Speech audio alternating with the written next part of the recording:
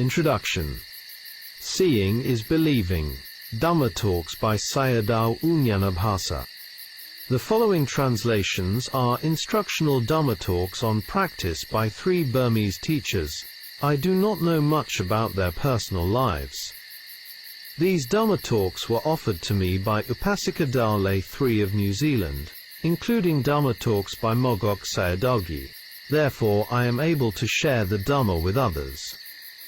I give the title to Sayadaw Nyanabhasa as Seeing is Believing, because the talk is about the yogi's experiences in practice. This is not meant in the worldly sense of viewpoint and experience. Seeing the Dhamma is seeing with a purified mind. Such seeing will never deceive the yogi. With the ordinary 5 senses and an impure mind, however, seeing can deceive us. For example, when we see a hill from a distance, it may appear to be a mountain, but when we come closer it turns out to be quite different. In the same way, all worldlings have distortions, or vipalasa, because of defiled minds. Therefore, they perceive, see, and view the world with distortions, and their actions and behaviors become unskillful. With material development, human beings become more greedy and deluded.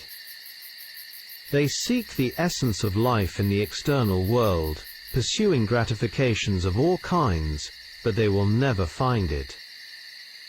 Instead, they become more and more discontented and confused. They do not see the many dangers that gratification can bring to human societies. It was like a fish that only sees the bait and not the hook. There was a conversation between a primitive cannibal and a modern man as follows. Modern man: you eat human flesh, it is quite disgusting. Cannibal: oh, wait a minute, we kill human beings for food, but why do you modern men kill humans without eating them? So you modern men are more disgusting. Some world leaders and politicians should reflect on this point. The general outline of Buddhist practice is to cultivate sila, to overcome the 5 hindrances, and to develop the 7 factors of enlightenment by establishing mindfulness, or satipatthana. Therefore it is very important to know the nature of the 5 hindrances, and the 7 factors of enlightenment. In the Bojjhanga Samyutta the Buddha mentioned them. The 5 hindrances are unskillful, or unwholesome dhammas, so they defile the mind. They are makers of blindness, causing lack of vision and lack of knowledge, detrimental to wisdom, tending to vexation, and leading away from nibbana. The 7 factors of enlightenment are the opposite of this. The nutriments for the hindrances are as follows. For sensual desire, the sign of the beautiful, frequently giving unwise attention, or ayoniso manasikara, to it, is the nutriment for the arising of unarisen sensual desire, and for the increase and expansion of arisen sensual desire. For ill will, the sign of the repulsive, patigha, is the nutriment. For sloth and torpor, these are discontent, lethargy, laziness, stretching, drowsiness after meals, and sluggishness of mind. For restlessness and remorse, this is unsettledness of mind, and frequently giving unwise attention to it. For doubt, there are things that are the basis for doubt, and frequently giving unwise attention to them. With unwise attention, the 5 hindrances arise, and with wise attention, or yoniso manasikara, the 7 factors of enlightenment arise. According to the Buddha, someone who has not developed and cultivated the 7 factors of enlightenment is called an unwise, dull person. But one who has developed and cultivated them is called wise and alert. Therefore, according to the Buddha's standard, all worldlings are unwise and dull, while practicing yogis and arahants are wise and alert people.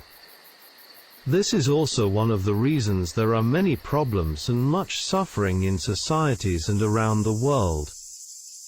In Singapore, Sayadaw Uttamo gave a Dhamma talk on the exhortation of Buddhas and the power of mindfulness. The exhortation of the Buddhas is found in the Dhammapada, verses 183 to 185.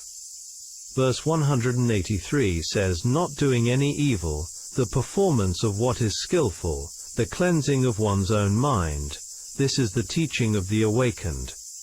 Verse 183 has three factors: not doing any evil, the doing of what is skillful, and the cleansing of one's own mind. We can combine all the Buddha's teachings into these three factors, therefore, it can be said to be the heart of the teaching.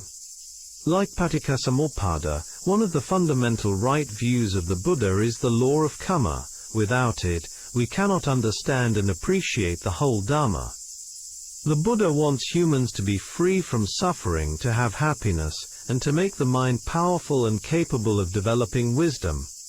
There are three kinds of actions: mental, verbal, and bodily actions.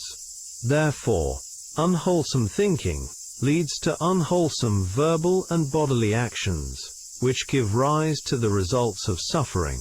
In the same way, wholesomeness gives rise to the results of happiness. Another important teaching of the Buddha is the power of mindfulness, which can prevent unwholesomeness from arising. Mindfulness also develops wholesome dharmas and purifies the mind. The Buddha taught that the 5 hindrances are a heap of the unwholesome, and the 4 satipathanas are a heap of the wholesome. Here we see the importance of mindfulness, which is equivalent to appamada, ever mindful in doing meritorious deeds. Therefore we cannot find true happiness, peace or essence in the external world. Tipitaka Yao Sayadaw explains the essence of the last words of the Buddha in 2 verses. Vayadhamma sankara, apamadena, sampadetha. Conditioned things are subject to decay, strive on with heedfulness. Vayadhamma sankara shows the nature of impermanence that causes beings great fear. Apamada Dhamma expresses the essence of life. Seeing is believing. Dhamma Talks by Sayadaw U Nyanabhasa. Talk 1, on meditation. Close your eyes.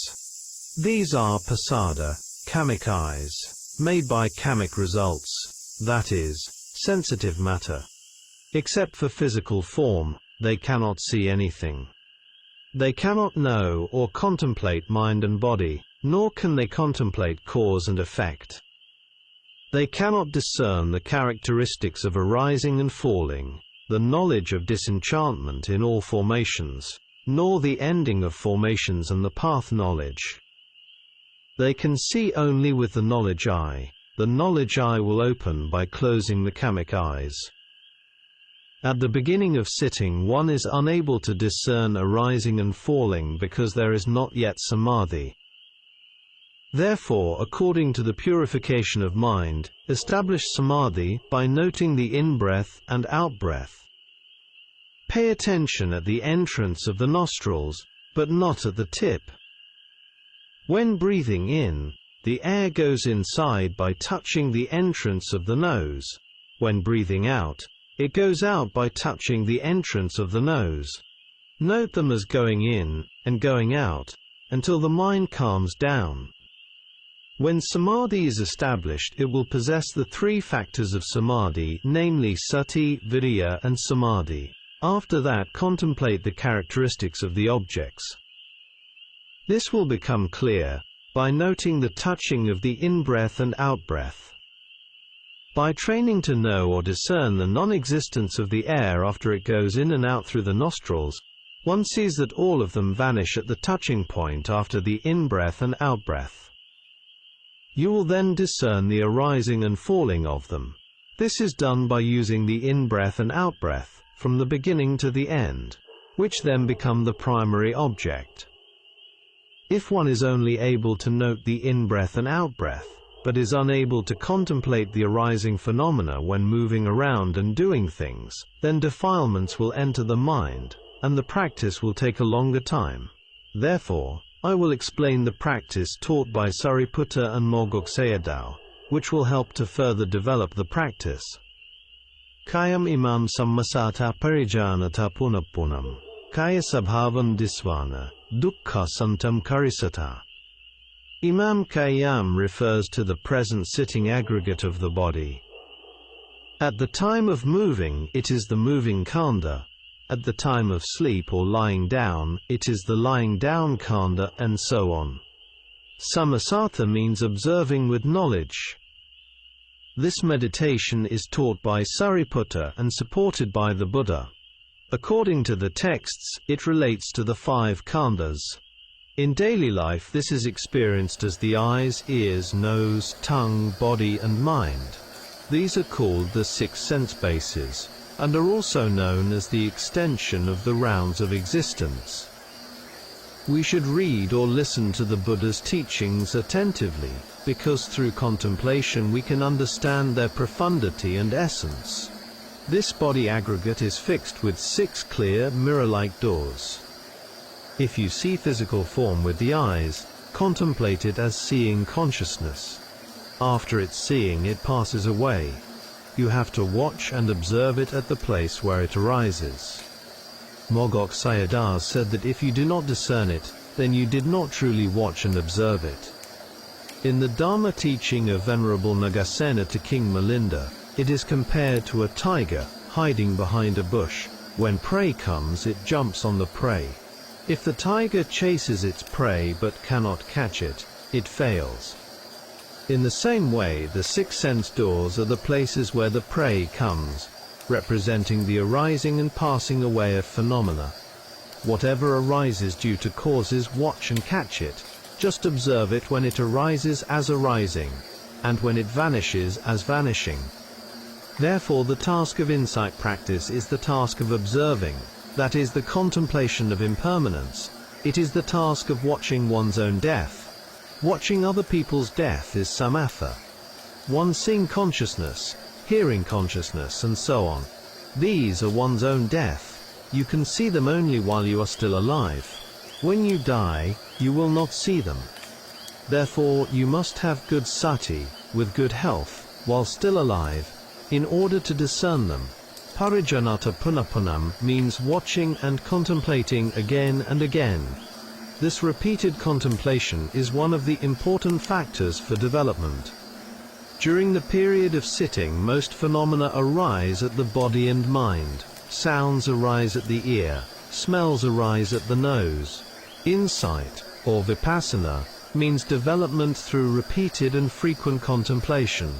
Only through such repeated observation will the latent defilements gradually become thinner and thinner, and eventually be cut off. During the contemplation of impermanence, one must actually discern phenomena, and contemplate them as arising and falling. You cannot merely recite them without seeing them. Only by discerning them with one's own knowledge do they become visible here and now. After some time the shape and form of the body disappear. Only the nature of arising and passing away is seen. Through one's own knowledge, only the intrinsic nature appears. Wrong view falls away through contemplation. Mogok Sayadaw gave an example for this. If you hold a cup of water, and tilt it slightly up and down, then straighten it again, and repeat this again and again, your attention is only on the tilting and straightening phenomena, and you are no longer aware of the water in the cup. In the same way, when the mind stays attentive to inconstancy, it is no longer aware of the body, it sees only arising and passing away. What is the benefit of seeing in this way many times? It knows and discerns the truth of dukkha. If one continues contemplation, it leads to disenchantment with anicca, followed by dispassion and non-clinging. At last, with the cessation of impermanence, nibbana arises. The task of the yogi is to contemplate impermanence without fail. Dukkha santam karisatha means that one will realize, with knowledge, the ending of dukkha, which is nibbana. Seeing is believing. Dhamma Talks by Sayadaw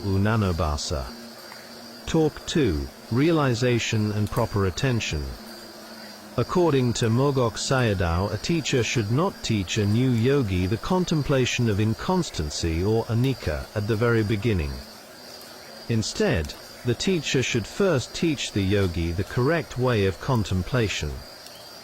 Only with proper attention, known as yoniso manasikara, will the discernment of anicca be correct. Even if one discerns anicca with improper or unwise attention, that discernment is unable to lead to the realization of Dharma.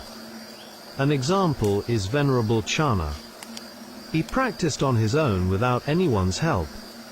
Although he saw anicca, he did not know what he should rely on, nor did he know where to take refuge. Later he began searching for refuge. At that time he was already over 80 years old. Other monks tried to help him through teachings, but without success. He then remembered Venerable Ananda, who was staying at Kosambi, and went there for help. Ananda questioned him about his practice and understood that he held wrong view and was clinging to the self. Venerable Ananda then gave him the teaching that the Buddha had taught to the monk Kakanagota. First, Venerable Channa had to dispel wrong view through intellectual understanding, or nataparina. Therefore the first requirement is proper attention. The second is contemplation of inconstancy. After that, a suitable teaching was selected for him. Eventually Venerable Channa became an arahant. Note: for those interested in the textual references, Venerable Channa's practice can be found in the Kanda Samyutta. The teaching given to Venerable Kakanagota is in the Nidana Samyutta. Another important discourse concerning wrong view and doubt is the Mahapunama Sutta in the Majjhima Nikaya. From these texts we can see that dangers and problems arise from wrong view and doubt, not only in the canonical texts, but also in modern times. We can discern their results in yogis' experiences, as well as in the destruction and suffering found in societies up to international levels. Its worst results are woeful births. Therefore, proper, wise and right attention is of primary importance. Eyes exist, but seeing, consciousness does not exist by itself. It is a phenomenon that does not exist independently. In the same way, hearing, smelling, tasting, body consciousness, and thinking or planning minds do not exist by themselves. The sense doors, or the internal 6 sense bases, ayatana, exist in the body, as explained in section 2 of the dependent arising cycle. With the 6 base elements, the external object elements, and the 6 elements of consciousness, phenomena arise. The base elements are subject to aging, sickness and death, as aggregates, khandha, and there is no need to contemplate them as permanent, including external objects. Instead, you must contemplate the arising of seeing consciousness and hearing consciousness at the moment they arise, through the contact of the base element and the object element. The physical consciousness of pleasant or unpleasant sensation is related to materiality, rupa, such as hardness, tightness, motion, pressure and so forth, the earth and air elements, etc. You must observe the anicca aggregate that is now appearing through the dependent arising process. In this aggregate there is no essence. The physical body must grow old, become sick, and die. Where then is its essence? This is the truth of dukkha. The arising of seeing consciousness, hearing consciousness, and other consciousnesses is also impermanent, anicca, and unsatisfactory, dukkha. Where is their essence? There is nothing reliable that exists. All phenomena are truly non-self. Let us observe arising phenomena. They do not exist before they arise. Taking them as arising from external sources is wrong view. If one believes that they exist before arising, this becomes eternalist wrong view, sasataditti. If one believes that they appear by themselves without conditions, this becomes causeless wrong view, ahetuka ditti or uchida kalafe. They do not arise without causes. Taking these phenomena as I, mine, or as entities, is the wrong view of personality belief, Sakkaya Ditthi. Therefore, I will explain the proper attention needed for seeing consciousness, hearing consciousness, etc. Hearing consciousness does not exist beforehand, only the ear exists. The ear is the base, a passive element, and sound is the object, an active element. When they meet together, when sound strikes the ear base, hearing consciousness arises. Sounds exist in many places, but if they do not strike our ear bases, or if these conditions do not meet, we do not hear them. Thus hearing consciousness arises through meeting together, that is, through conditioning. With their contact, in a brief moment, hearing consciousness appears. Does it exist beforehand by itself? The answer is no. Does it appear from outside? There is no hearing consciousness outside, only sounds exist. Only matter rupa exists. The ear base element is also matter. When the two elements, the ear and sound, meet together, hearing consciousness arises momentarily. Therefore it does not come from outside, it comes from an unseen place and disappears at an unseen place. The Buddha taught us to understand it in this way. According to Mogok Sayadaw, it does not come from anywhere and does not go anywhere. It arises here and disappears here. This point is very important. For example, hearing consciousness and seeing consciousness arise at the ear and the eye respectively. They do not come from inside or outside. They arise at the point of contact and disappear at the same place, without moving anywhere. You must contemplate this point carefully. The Buddha gave a simile of the sound of a lute. The sound or music is not in the strings of the lute, nor is it in the fingers that pluck it. The music appears through the contact of both. Another example is a mirror. A mirror is a clear element or base element, similar to the clear elements of the eye and ear. If you stand in front of a mirror, wearing red-colored clothes, the red color appears in the mirror.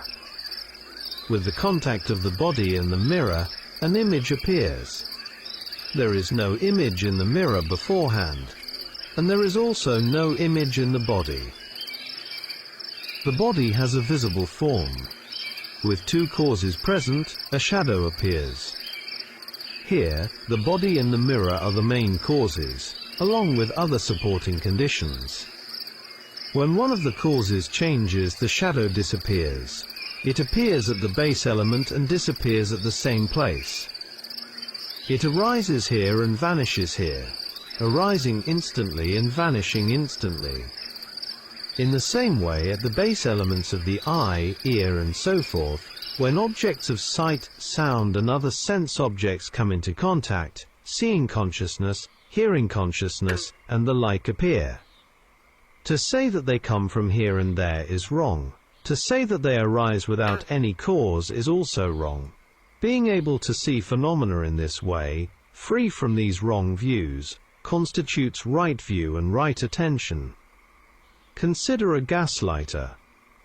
The small stone is the base element, and the small wheel is the striker element. Neither of them has fire by itself. When they strike together, a spark of fire appears between them and then quickly vanishes. Did the fire already exist there? Did it happen by itself, or did it arise by me or by others? No, it did not. When causes combine, it arises and vanishes. Another example is a bell and a wooden striker. When the striker hits the bell, the sound dong appears. The sound does not exist in either of them beforehand, nor does it come from them independently. Through these examples you can understand the process. Now let us examine the body. In the suttas the Buddha explains 2 causes, and in the commentaries 4 causes. With the contact of the eye and visible form, seeing consciousness arises. It does not arise by me, by others, or by itself. These are the wrong views of personality belief and annihilationism. Does it exist before it arises, remain afterward, or move from somewhere else? These are eternalist views. After its arising, it does not stay anywhere permanently. Nothing is left behind in the process. When 100 moments of consciousness arise, all 100 moments vanish. If you are able to contemplate with right attention that dhammas arise due to causes and conditions, and that resultant dhammas also arise accordingly, then your understanding becomes right. You are free from Sakkaya, Sasata, and Ucceda views. This is the correct understanding of the dependent arising process. According to Mogok Sayadaw, if one does not understand dependent arising and does not know the aggregates as objects for contemplation, correct insight cannot develop. If you contemplate the present body merely as a body conceptual khandha, it is incorrect. If one does not understand the khandhas, one's contemplation will also be incorrect. The inconstancy of all conditioned phenomena will not appear if one merely contemplates the head, body, feet, or hands. Seeing consciousness, hearing consciousness, and so forth are conditioned phenomena. They arise through conditioning. Discernment of anicca occurs through seeing the arising of phenomena. With the cause of Dhamma, the result of Dhamma arises. When the cause vanishes, the result also vanishes, arising here and vanishing here. In brief, do not look at the present physical body as a fixed entity. Observe this body as processes. When the eye and visible form, the ear and sound and so forth come into contact, seeing consciousness, hearing consciousness, and other consciousnesses arise. After their arising, they vanish. Yet the eye, ear, and other sense bases remain intact. If they were to vanish completely, there would be no basis for practice.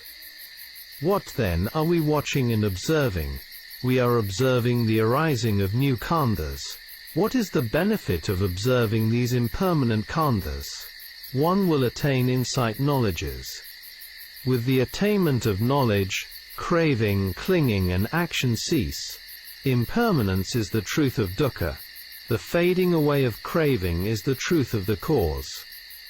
With the cessation of the anicca process, one realizes nibbana. With the clearing away of wrong views, one sees nibbana. When craving dies away, one sees nibbana.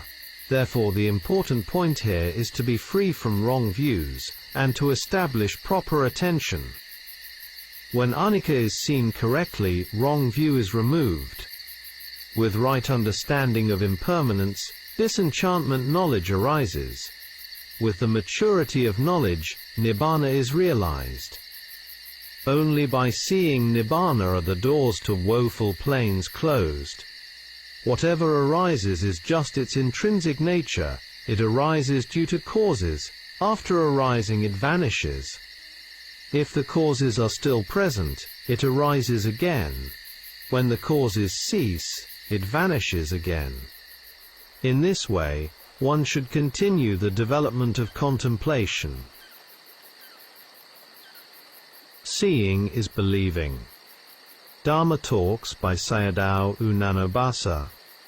Talk 3, a simile of a spider. The spider staying in the middle of its cobweb is likened to the primary object of meditation. This object is suitable for everyone and is always present. First, one must practice samatha. Pay close attention at the entrance of the nostrils, in order to know the in-breath and the out-breath. Do not follow the air inward. Instead, simply know the air going in and out at the nostrils. In this way, the mind remains with the three factors of samadhi, sati, virya, and samadhi. After some time, the mind becomes calm and stays where it is directed. After about 20 or 30 minutes, samadhi is gained.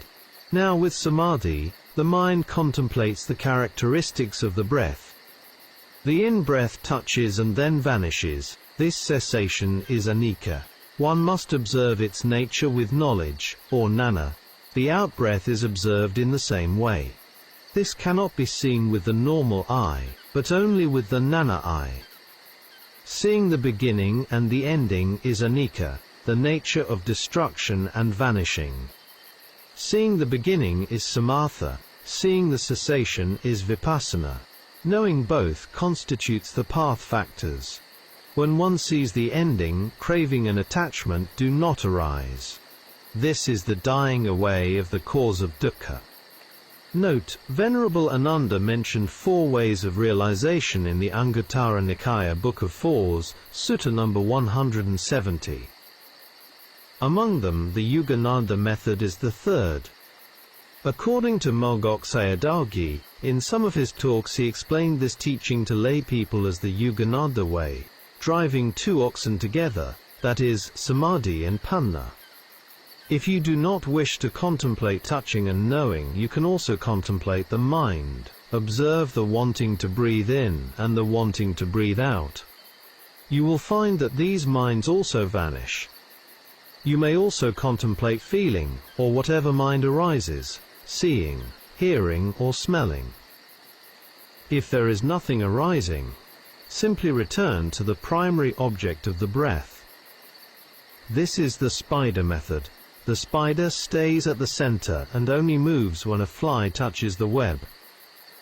If you can contemplate whatever object is clear enough to discern, then it is suitable to your character. For example, Mogok Sayadaw said that feeling is a khandha that is easy for the yogi to discern. Insight shown by the khandha arises faster and in greater numbers, and thus has stronger power. Insight observed by oneself, the yogi, is good only if defilements do not intrude during the practice. This is still weak samadhi. When the insight shown by the khandha becomes prominent, it can help one finish the practice more quickly. There are 2 stages of insight. Insight that comes through watching and observing, and insight shown by dhammas under one's own knowledge. The yogi's duty is to practice a great deal in watching and observing. With stronger samadhi, dhammas reveal their nature more clearly. If the mind becomes purified, light may appear. One may ask, since the mind has no bodily matter, how could it emit light? The mind depends on the blood of the heart, which emits light because of mental factors. With a greedy mind, the heart blood becomes bright red. With anger, it becomes dark red. With delusion, it becomes light red, like blood mixed with water. In contrast, with non-greed, it emits colorful brightness. With loving kindness, it emits white light. And with non-delusion or knowledge, the blood in the heart becomes clear, the eyes and the body become bright. Even when the yogi has the eyes closed, there is no darkness, there is only light. Note, the following information is from Phawk Sayadaw's talk on insight practice. From the insight knowledge of rise and fall onward, light appears. The Buddha taught that both samadhi and vipassana possess the light of knowledge. This light is produced by heat element or temperature-born matter, which possesses brightness. When the yogi is purified from defilements, contemplation proceeds with a calm mind. The mind and its objects become refined. With good samadhi power, the mind no longer moves. It settles in stability, clearly knowing the rising and falling of all phenomena. Without samadhi and calmness, one cannot realize the Dhamma. It is like the pendulum screw of a clock, which swings from side to side rhythmically, in order to function properly. The tightness of the screw is like samadhi, and the rhythmic movement of the pendulum is like the process of rising and falling. Therefore, in the realization of the Dhamma, samadhi is necessary. Seeing is believing. Dhamma Talks by Sayadaw Nyanabhasa. Talk 4. The Nature of Feeling. At the beginning of sitting, no extraordinary feeling arises yet. There is merely the feeling of sitting comfortably. This is a pseudo-pleasant feeling, not a real one. After some time the body becomes painful, with aches and discomfort. This is the arising of unpleasant feeling. It is also a pseudo-unpleasant feeling. The yogi experiences it as suffering, because there is not yet discernment of rising and falling.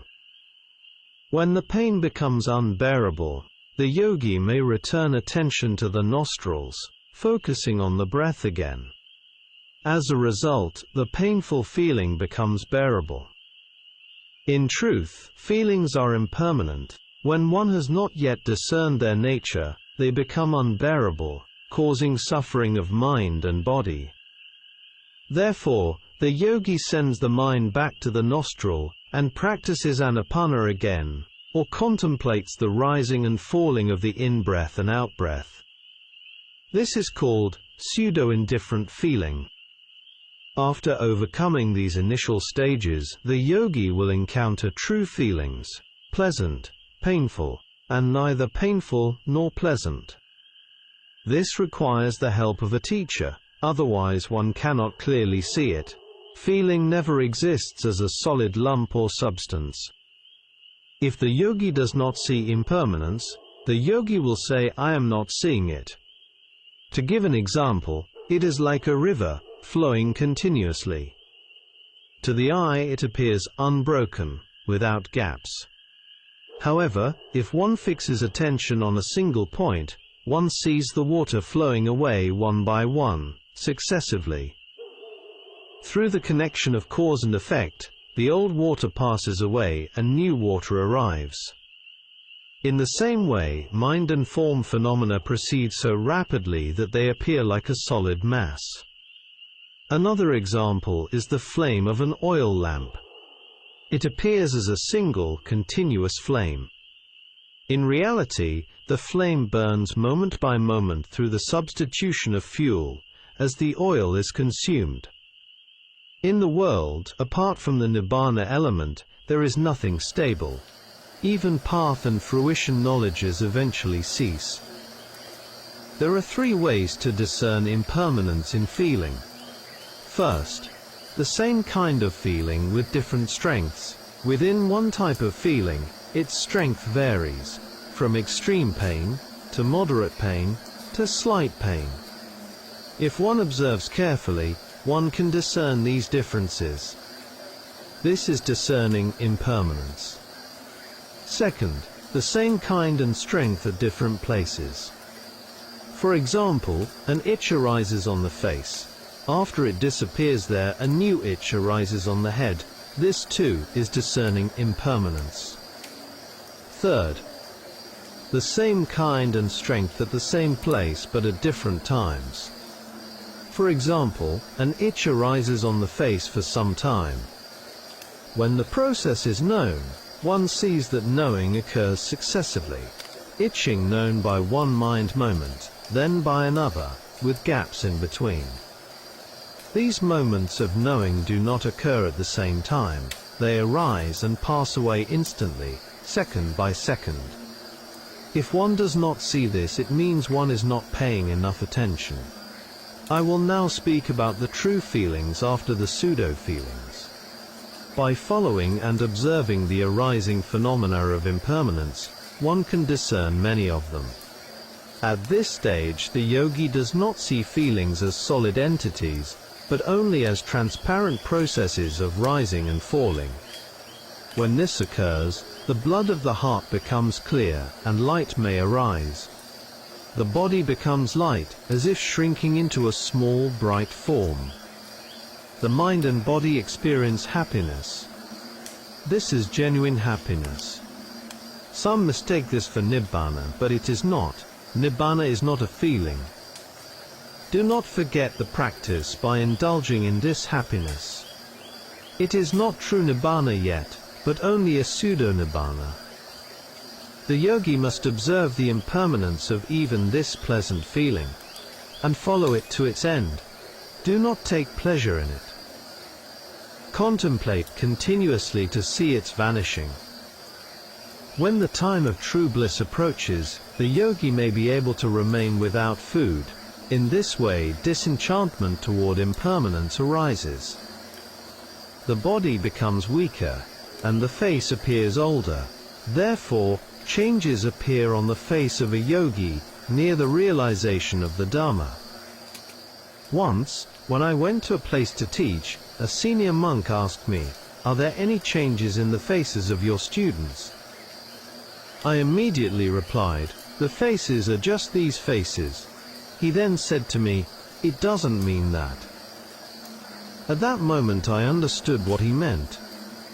I said, "Do you refer to Nibbidhanana?" He replied, "Yes." When the yogi arrives at this insight knowledge, the temples and eye areas appear sunken, like those of an aged person. Near the time of realization, the yogi appears like a dead person, with no desire for anything. There is wearisome disenchantment, free from desire and clinging. With no desire toward the khandhas, the yogi appears like a sick person. The face changes when the yogi reaches this knowledge.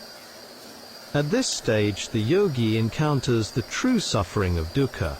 In the yogi's mind, it feels good that this suffering is coming to an end. Therefore, the yogi continues contemplation with equanimity toward dukkha. The yogi cannot turn away from the Dhamma process.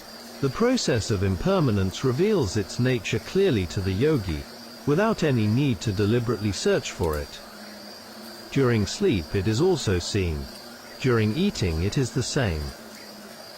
The yogi may be unable to sleep or eat. Ordinary people sleep without seeing it. With the root of non-delusion, Bhavanga Chittas cannot intervene. No defilements arise in between. A sleepy or torpid mind cannot enter this state, and there is no desire to eat. The yogi's mind abides in rapture.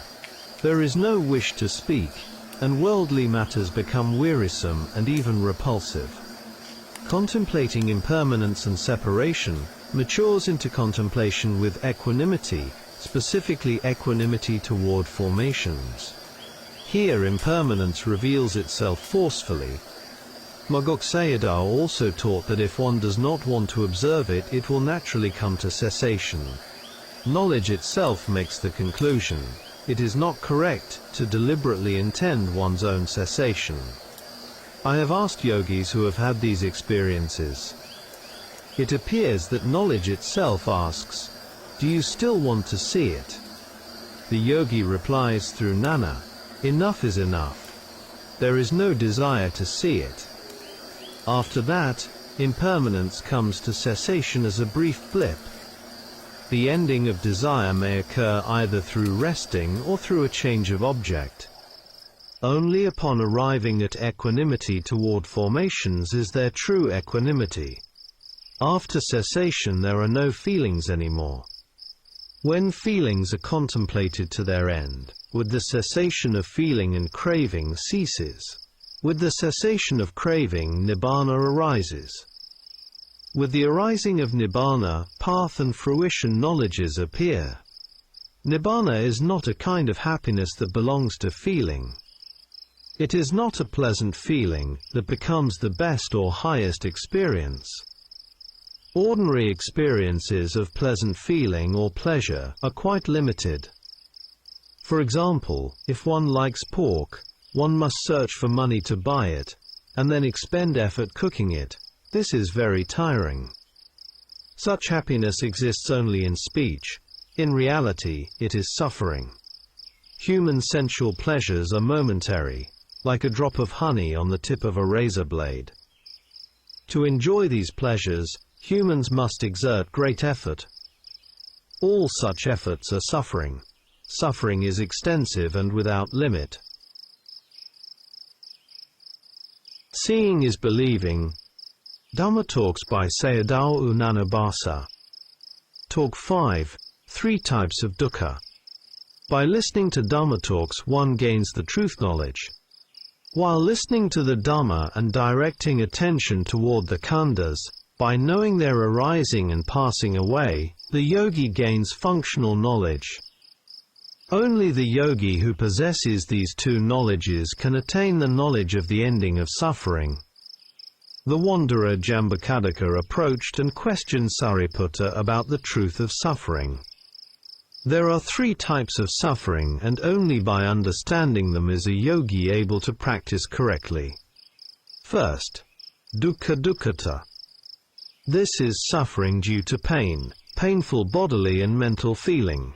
Unpleasant feelings such as numbness, aches and pains are called Dukkha Dukkhata. This type of suffering is known to everyone, even animals know it. Through this knowledge alone, one cannot realize the Dhamma.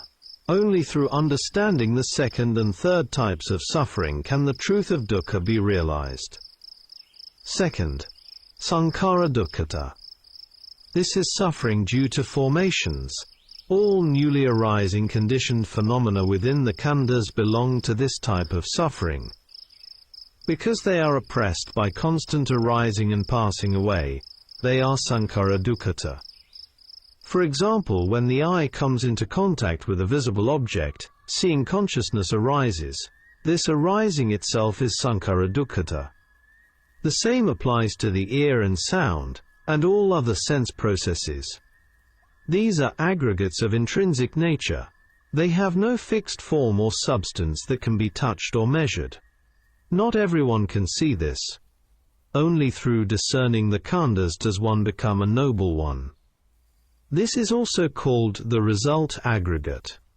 These phenomena truly exist only as arising and passing away. When the yogi sees the arising of suffering in this way, three samadhi factors are established. Third, Viparinama Dukkhata.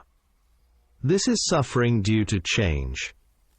The yogi, through watching and observing, sees the arising of Sankhara Dukkhata. When the yogi discerns its vanishing, Viparinama Dukkhata is known. Knowing painful feeling within the khandhas is Dukkha Dukkhata. Knowing the process of dependent origination is Sankhara Dukkhata. Seeing the vanishing of these formations is Viparinama Dukkhata.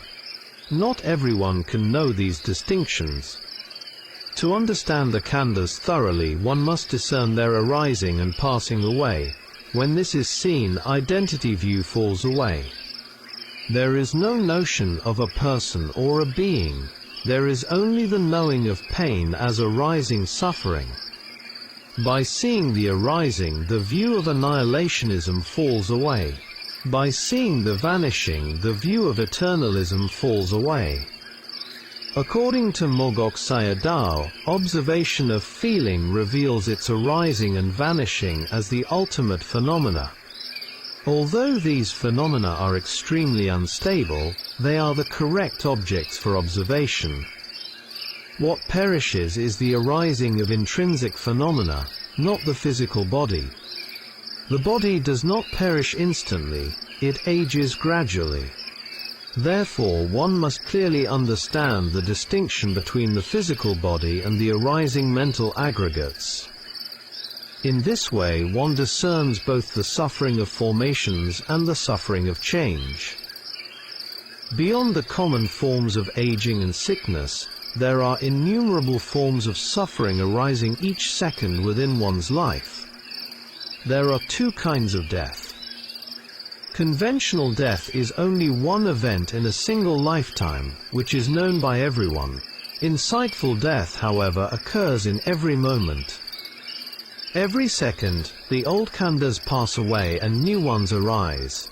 If you can see this insightful death, you will no longer fear conventional death. We cannot control the present body, but we can control the future arising of new khandhas. Before insight arises, we create new actions out of craving and clinging. Therefore, we receive new khandhas as a result. With insight contemplation, the seeing no longer connects with craving. The dependent origination process is cut off. It is like changing railway lines. One line leads to woeful births, while another leads to nibbana. When seeing is followed by its vanishing, the process leads toward nibbana. With right knowing comes right understanding and right view. All wrong views and defilements disappear. Painful suffering is known by everyone. Only those who possess samadhi can know the suffering of formations. And only those with wisdom can know the suffering of change. When one knows the arising and passing away of feeling, knowledge becomes right. The ultimate phenomena arise and perish. This is their true nature. Seeing is believing. Dharma Talks by Sayadaw Nyanabhasa. Talk 6. 6 Elements Meditation. In the whole body there are 6 elements. Earth and water elements form one group. Fire and air elements form another group. The space element consists of gaps and spaces in objects. The final element is the knowing element, which is the mind or consciousness.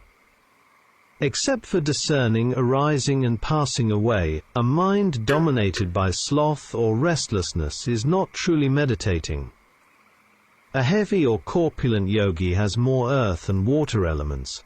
These combine into heavy material phenomena. Fire and air elements are light and move upward.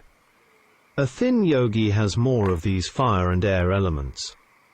A heavy person tends to nod off while sitting, while a thin person tends to have excessive imagination. Therefore, a heavier yogi should breathe out longer, breathing in and out fully. If one is prone to nodding off, one should lengthen the breath, and sometimes lightly bite the teeth. Nodding occurs due to excessive samadhi and insufficient effort. If the mind is restless, one should breathe faster. After adjusting the 4 elements in the body, one continues insight practice. The hardness of the earth element does not appear continuously, it arises in gaps. In the same way, heat and motion arise and pass away with gaps in between. The yogi should focus on the sense of touch, space and mind during the discernment of impermanence.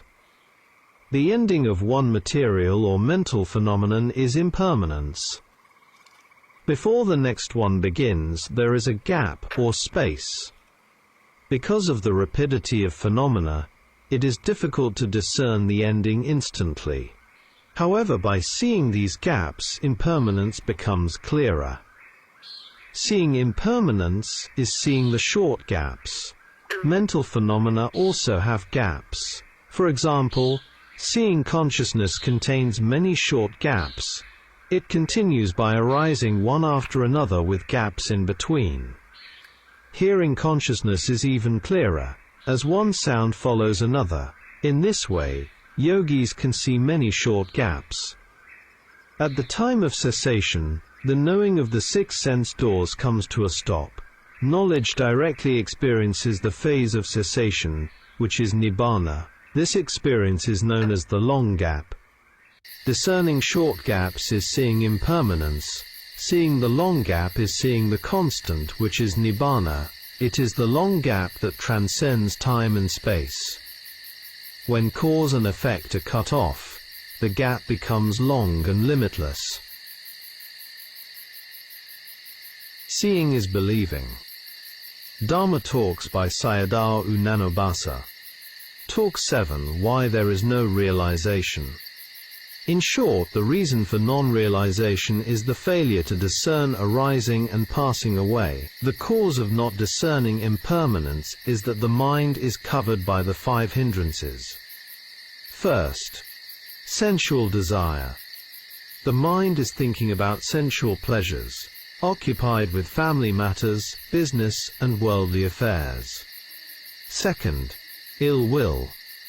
There is no endurance or patience toward oneself or others. The mind is covered by anger and displeasure. Third, sloth and torpor. The mind is dull and drowsy, without clarity about what is happening. Fourth, restlessness and remorse. The mind is obsessed with and oppressed by regret. Fifth, doubt. One is unable to make a decision in a situation. When these 5 are combined, they reduce to 2 basic types of mind: a restless mind, and a drowsy mind.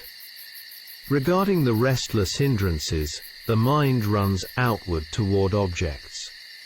Regarding drowsiness, it often relates to excessive samadhi, in which objects fade and vanish within the mind. For a restless mind, there are two preventive approaches. The samadhi way, this is contemplation with effort focused on the in-breath and out-breath. One must firmly determine not to allow other objects to intrude, continuously sticking to the samatha object. The insight way. This is contemplation of whatever object arises. At the contact of a sense base and its corresponding object, the yogi must contemplate without fail. Continuous connection with insight objects prevents the mind from becoming restless. Regarding drowsiness, this occurs due to low effort, laziness, and disinterest. Some yogis develop this habit of nodding and drowsiness for months or even years. There was a Western monk in Thailand who had this habit. At the beginning of sitting, after only a few minutes, he would fall into drowsiness. Before becoming a monk, he had used drugs.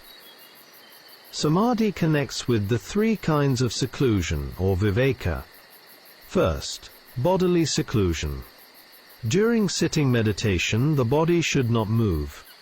It must remain stable, without corrections or adjustments. The causes for realization of the Dhamma include confidence, good health, and practice with a straightforward mind. The yogi must have patience and endurance. The yogi must also be free from wrong view, such as, "This happens according to my desire." Instead, one must observe phenomena according to their own nature. With patience and endurance, the yogi observes their oppressive nature. Bodily seclusion succeeds when the yogi is able to let go of the physical body. Second, mental seclusion. Both samatha and vipassana are methods for calming the mind. First comes samatha, and later insight. When impermanence is discerned, the mind arrives at calmness. At that time, the mind does not incline toward other objects. With the strength of samadhi, the mind naturally turns toward observation of the khandhas. Previously, the arising and passing away were coarse. Now they are refined and minute. There are many impermanences and many types of them. Consider this example. When the sun is hot, all the doors of a house are closed, and it becomes dark inside. At that time, one can see only large objects, but not minute ones. If a small hole is made in the wall, with an iron nail on the side facing the sun, sunlight enters through that hole. What can be seen in that sunlight? One can see fine, minute dust particles floating in the beam. Before the light enters, one cannot see them. Only the coarser objects. In the same way, with clarity and the light of insight, the yogi observes the khandhas and cannot find any empty space, not even as small as the eye of a needle. At that time, many impermanences are seen. When the mind becomes bright and the body feels light, clear brightness appears, and the yogi sees a great number of impermanences. After this, the mind becomes wearisome and disenchanted. There is no more affection. One clearly sees the truth of suffering. The mind no longer wishes to look at or delight in phenomena. Then impermanences come to cessation.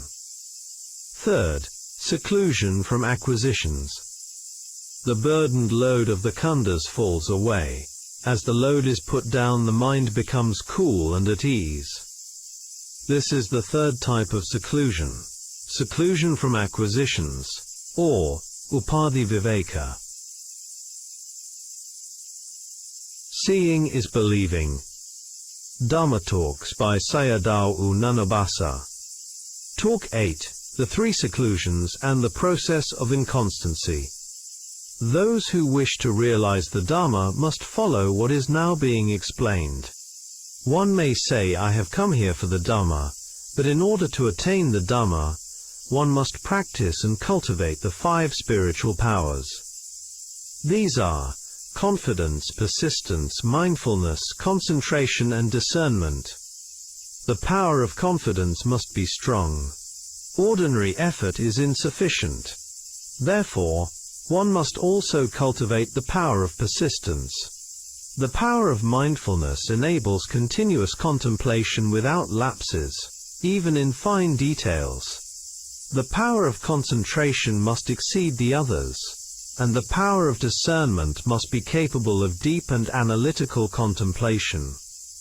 By practicing with full persistence, these powers develop naturally. This is why the Buddha taught them. Without this training, yogis tend to practice in easy and relaxed ways that do not lead to realization. One must have the courage to quarrel with craving, which behaves like a tailor, constantly stitching and making connections, foremost in relationships. For example, when the leg aches, craving in the heart makes connection with you. This is your legs, how can it be better if you don't adjust it? Only you'll suffer. So you have to lift your legs. If one follows the wishes of craving, one will never attain the Dhamma, but only suffering. There are 3 seclusions that are helpful to the practice. Bodily seclusion. The yogi must abandon making bodily adjustments. Mental seclusion. The yogi must calm the mind. Seclusion from acquisitions. When both mind and body are calmed, the yogi is able to realize the cessation of mind and body, nibbana. The yogi must abandon attachment to the khandhas connected with sensual pleasures.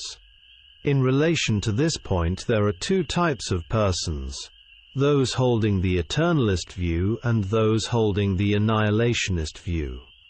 A person holding the eternalist view does not dare to commit unwholesome actions that lead to painful existences.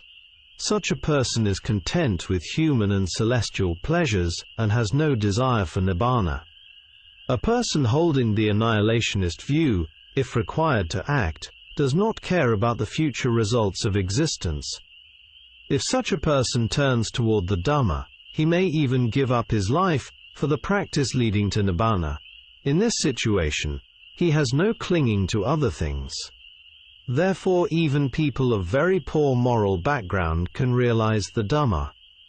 It is emphasized that without giving up sensual pleasures and without a teacher to guide the practice, realization cannot be attained. This may lead one onto the wrong path. Practicing in a relaxed manner, without persistent effort and without sufficient strength in practice, does not lead to realization. When a person grows old, both mind and body weaken, and the practice becomes difficult to sustain. If one is unable to overcome these limitations, one may have to abandon the practice, especially when the aging body can no longer follow it. With old age, sickness inevitably arises.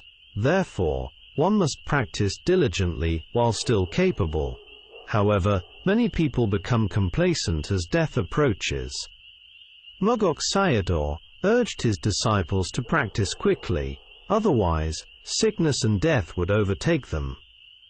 Those who are strongly attached to wrong views, and who cannot abandon or change those views, cannot realize the Dhamma. Only at the stage of arahantship it is completely right.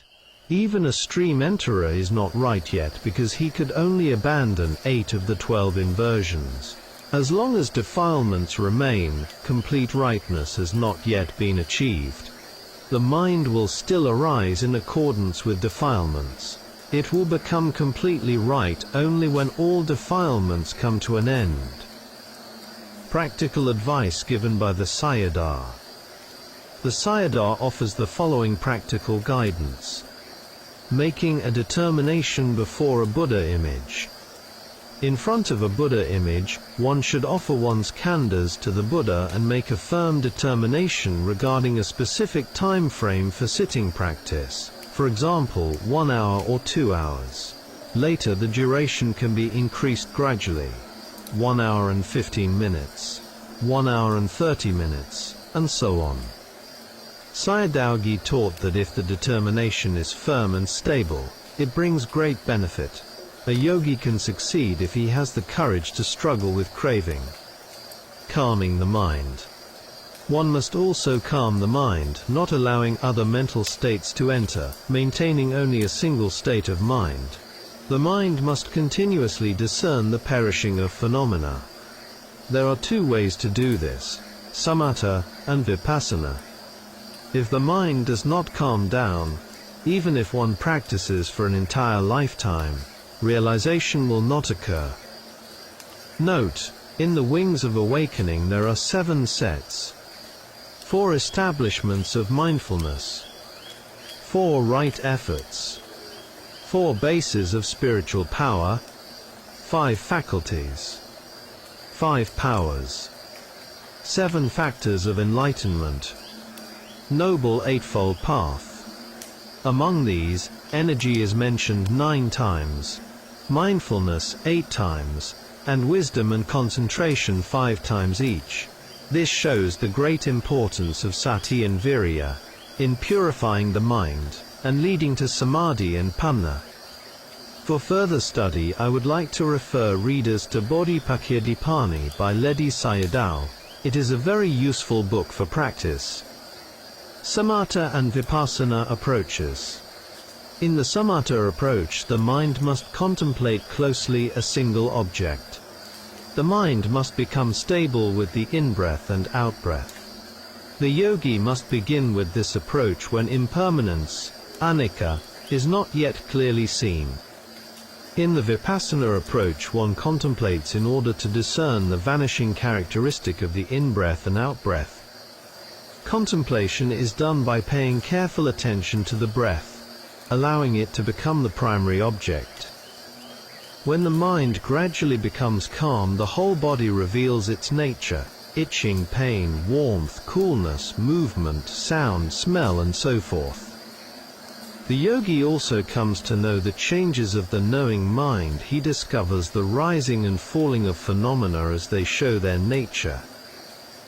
Before this stage, the yogi has to follow the in-breath and out-breath, and contemplate their characteristics. Now, because of strong samadhi, the discernment of rising and falling is shown directly by phenomena themselves. Impermanence becomes more prominent in the aggregates, without expectation or deliberate effort. It happens naturally under the yogi's knowing.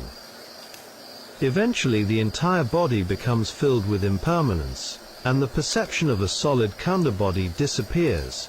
Its intrinsic nature becomes clear to the yogi. Impermanence appears very rapidly through objects, in great numbers. With repeated discernment of impermanence, the mind becomes weary and disenchanted. At this stage, the 5 spiritual faculties become strong and mature into powers. To have impermanence and the path fit together is not easy. One must practice very diligently to reach this level. How to know whether anicca and magga are fitting together? When impermanence and the path fit together, it seems as if one no longer has a head or a body.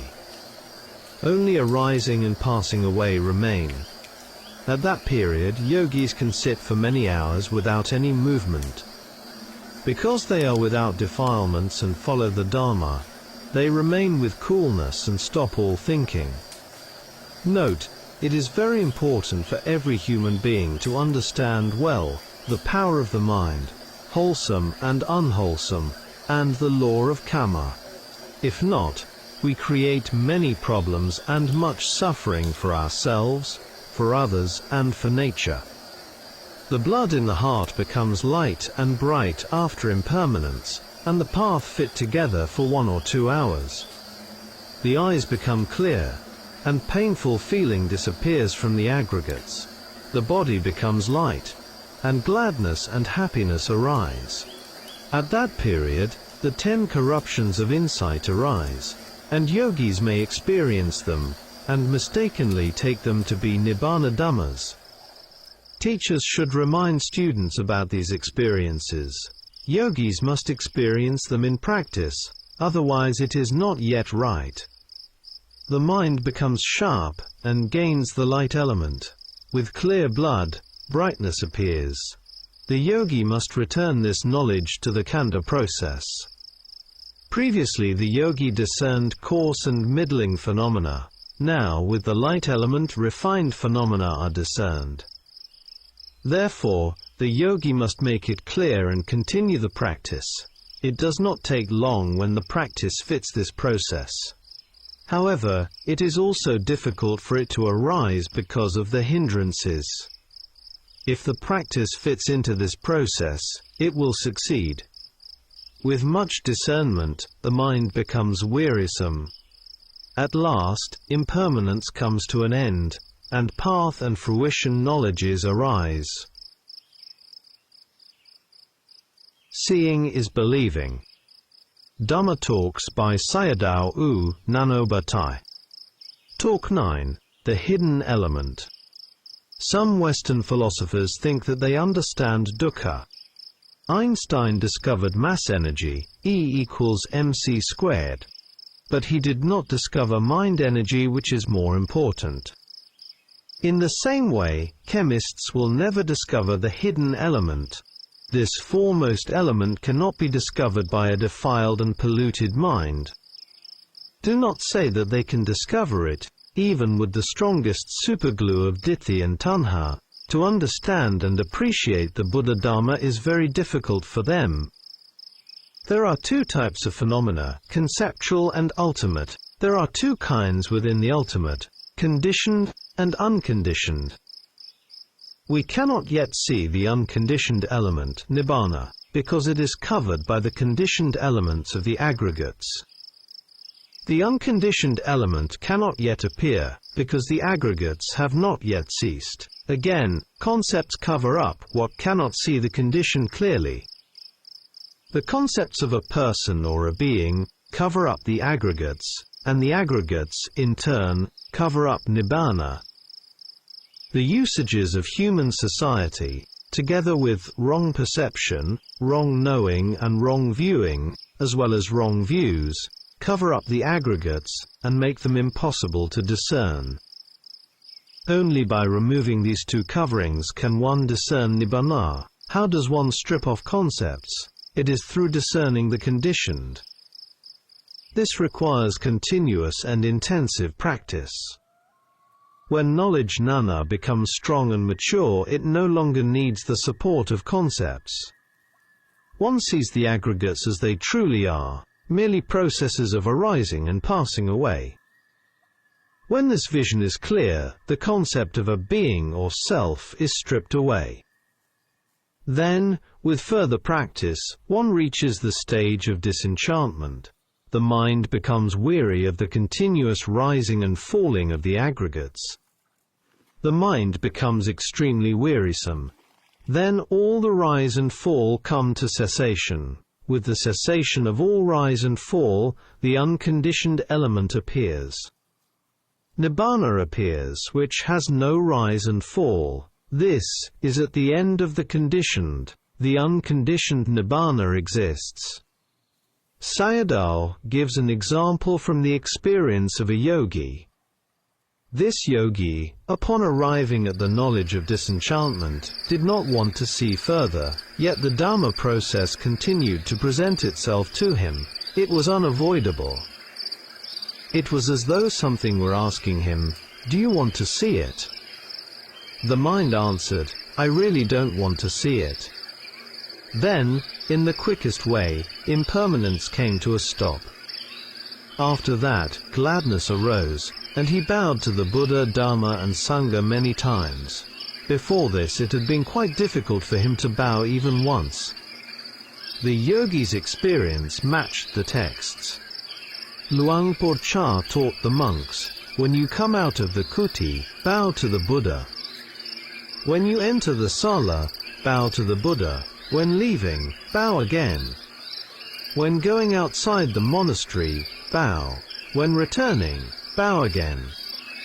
Mogok Sayadaw also said that when the yogi arrives at Nibbidana, one cannot stop it by desire. It comes to a stop through the decision of Nana itself.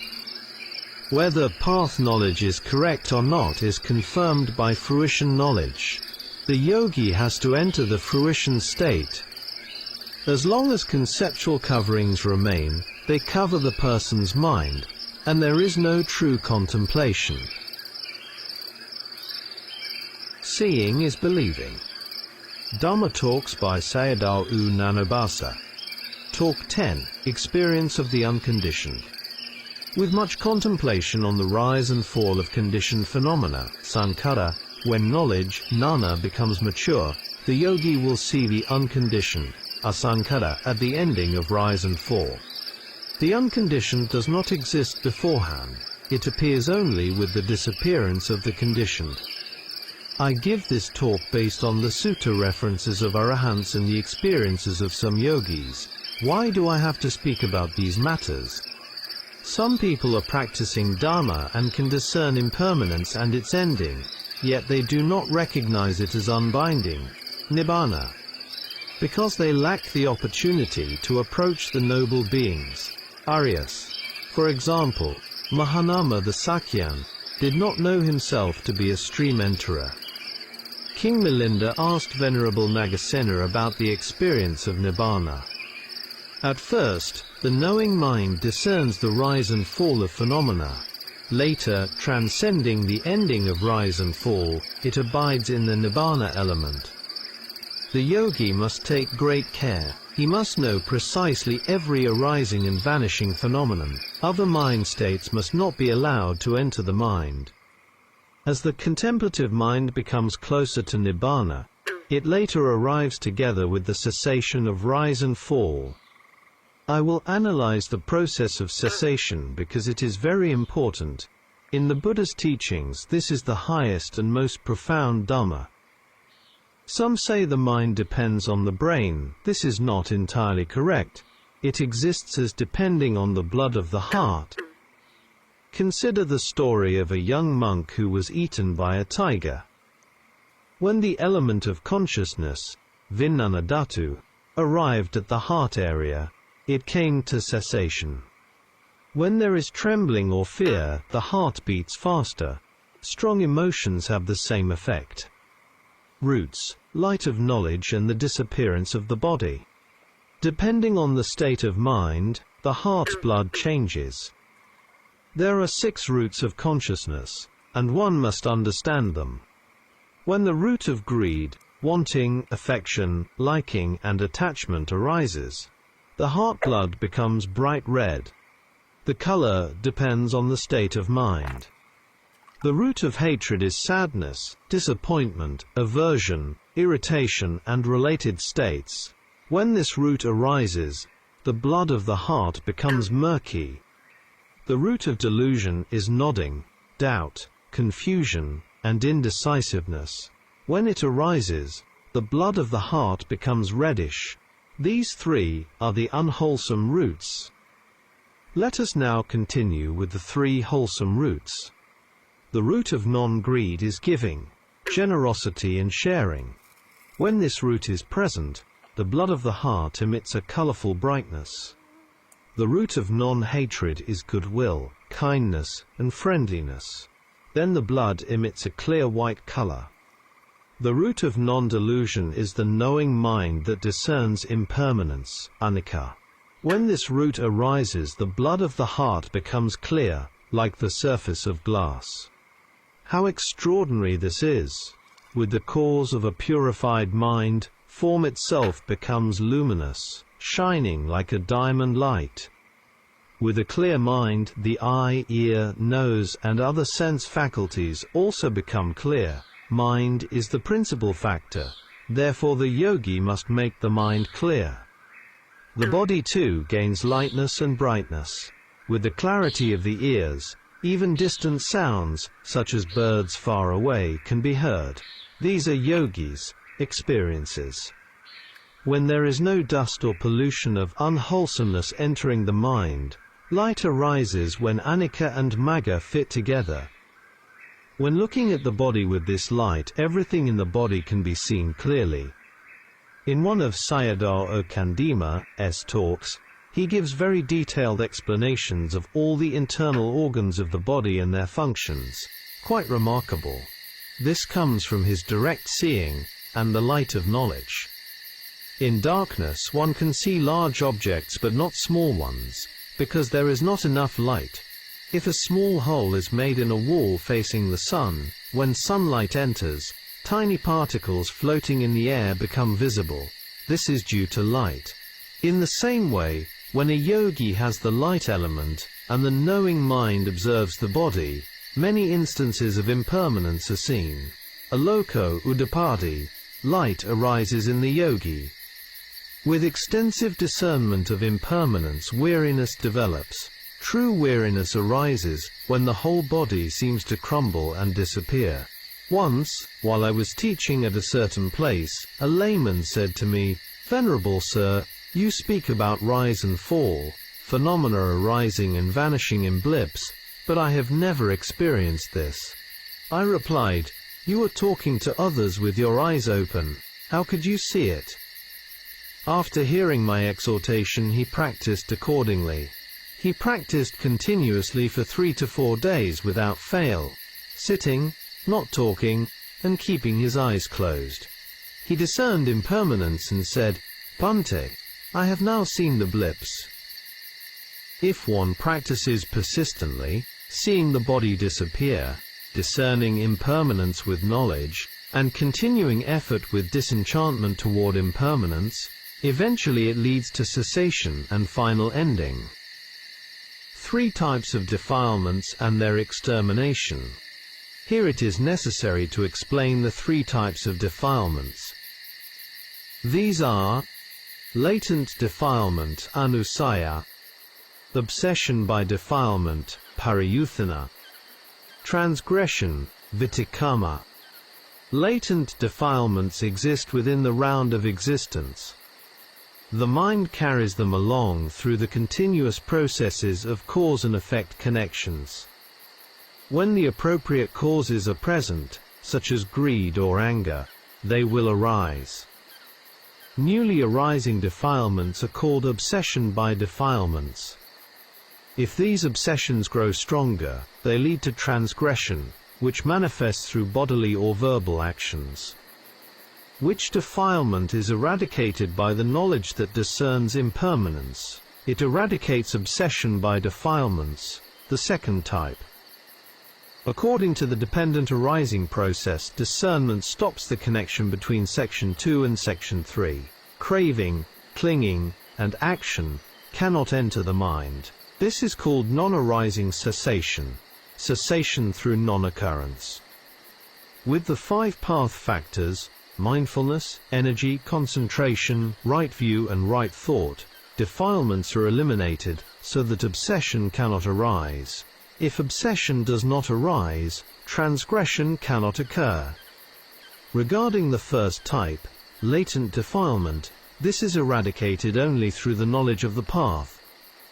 When there is no discernment of impermanence, whenever feeling arises, craving, clinging and action also arise.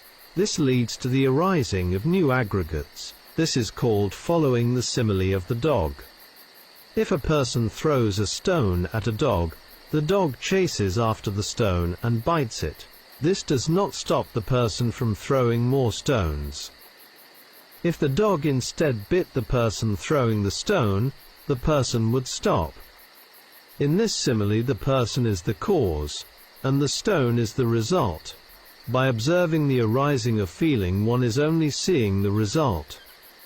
One must discern the vanishing of feeling, the path knowledge, to exterminate the cause. The other way is when painful feeling arises, and one merely notes it and tries to make it comfortable so that it goes away. This is conditioning feeling, and is connected to the round of existence. This is an attempt to exterminate only the result, because feeling is the result within the round of existence. By exterminating only the result, the process will never end.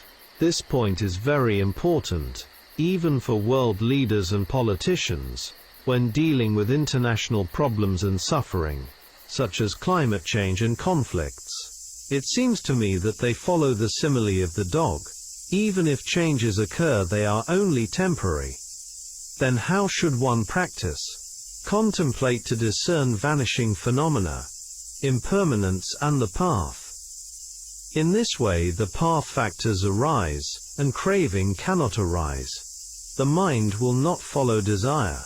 Dhamma is non-self. It follows its own nature. The nature of pain is simply painful. When ears exist, sounds will be heard. The yogi must use wisdom to contemplate their nature. If one is able to discern them correctly, practice becomes successful. Now yogins understand the three types of defilements and the extermination of the cause. What remains to be understood is this. After seeing many rise and fall processes, the process itself changes. The impermanence process increases and decreases. Arising becomes faster, and then slows down. It is as if the process plays itself out. In the texts, this is referred to as Vutanagamini. In ordinary language, it means that strength is required for the cessation of phenomena. Impermanences are already in the process of cessation. A simile is given. Crossing a large trench by jumping. A man walks toward a trench that is wide. He cannot cross it with an ordinary jump, so he must walk backward to gain momentum and strength. Even then, it may still be impossible. He must walk back further. 20 paces may not be enough. He may need to walk back 30 paces. After that, by running forcefully toward the trench, he is able to jump over it and reach the other side. Cessation, coolness, and the verification of Nibbana. The khandhas are the result of the round of existence, moving onward within the whole cycle of existence. Therefore, near the end of their impermanence, the arising becomes faster and then slower, like the example given above. This stage requires strength and force for cessation. At last it happens very quickly and stops. If the yogi discerns this clearly, when the process stops, he may take it as Nibbana. Then how does one check this? Mogok Sayadaw also said the following. Seeing is peaceful, and staying is coolness. Seeing with peacefulness means that the instantaneous process of impermanences stops in a single blip. If you ask the yogi where have the impermanences gone, he will answer, they have gone to the place where there is no more arising. This is the unconditioned Nibbana. Because there is no more heat of defilements, no more burden, there is a sense of coolness and lightness. The yogi continues contemplating impermanence and suffering, not only for 1 or 2 days but for many days, until their ending. Now there is nothing left to contemplate. The burden of suffering has fallen away, the heat becomes cool and peaceful. In the following, the Sayadaw mentions certain pseudo-Dhamma experiences that yogis may encounter. There are 2 kinds of these. Seeing that is not peaceful but accompanied by staying in coolness. Seeing that is peaceful but without staying in coolness. Pseudo-cessations and the verification of true cessation. Cessation with sloth and torpor. Because impermanence is not truly seen, mindfulness only returns momentarily in a blip. The yogi may think that impermanence has come to cessation or an end. In fact, he is nodding. In his mind it seems peaceful, but his abiding is not cool. The defilements are still present and burning hot. Cessation driven by effort. The yogi wants cessation to come quickly, and becomes impatient. This state of mind should not be present during practice. While sitting, he must contemplate and allow anicca and magga to fit in naturally. Do not let desire arise, wanting cessation and wanting to see Nibbana. This takes time. Without patience, the contemplation becomes incorrect, and impermanence cannot be discerned. This is cessation driven by effort. It is important to recognize this as a pseudo-dharma. 3. Cessation accompanied by rapture. When impermanence becomes strong, light and rapture arise, and the body feels light. The yogi's mind sinks into these pseudo-dharmas and does not truly discern impermanence. Cessation accompanied by tranquility. Mind and body become tranquil. Seeing is not yet peaceful, but abiding feels cool. The yogi still discerns impermanence. Only by overcoming this stage will he see nibbana. The yogi can check whether this is real cessation or not. He sits in front of a Buddha image and makes a resolution to know the cessation. If it is a real cessation, namely path knowledge, then fruition mind will arise and he can enter the fruition state.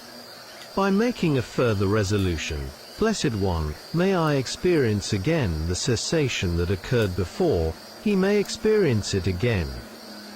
When he makes a 1-hour resolution for sitting, the process begins again from impermanence. It is not like before the cessation, where impermanence increased and decreased. Instead, the yogi sees impermanence for a period, and then it comes to a stop in a natural way. Path knowledge cuts off the defilements. Fruition knowledge extinguishes the remaining heat that still lingers. It is like a piece of burning charcoal. When water is poured on it, the red glow turns black. Yet the black charcoal still contains heat inside. If you pour more water on it, it cools down completely. This is like the function of fruition knowledge. Path knowledge only cuts off the defilements, while fruition knowledge enjoys the nibbana element and brings coolness. If it is a true cessation of dukkha, the yogi can maintain it. If it is a false cessation, he cannot, and his condition may even worsen. Further verification of fruition, and the intrinsic nature of emptiness.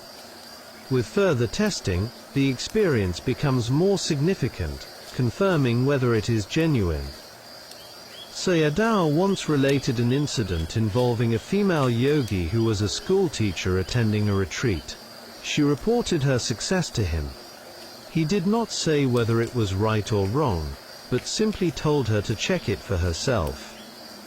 After some time, pain arose and she began moving around again. In this way, the experience revealed itself. If someone is able to enter the fruition state, his or her pupils do not move when the eyes are open.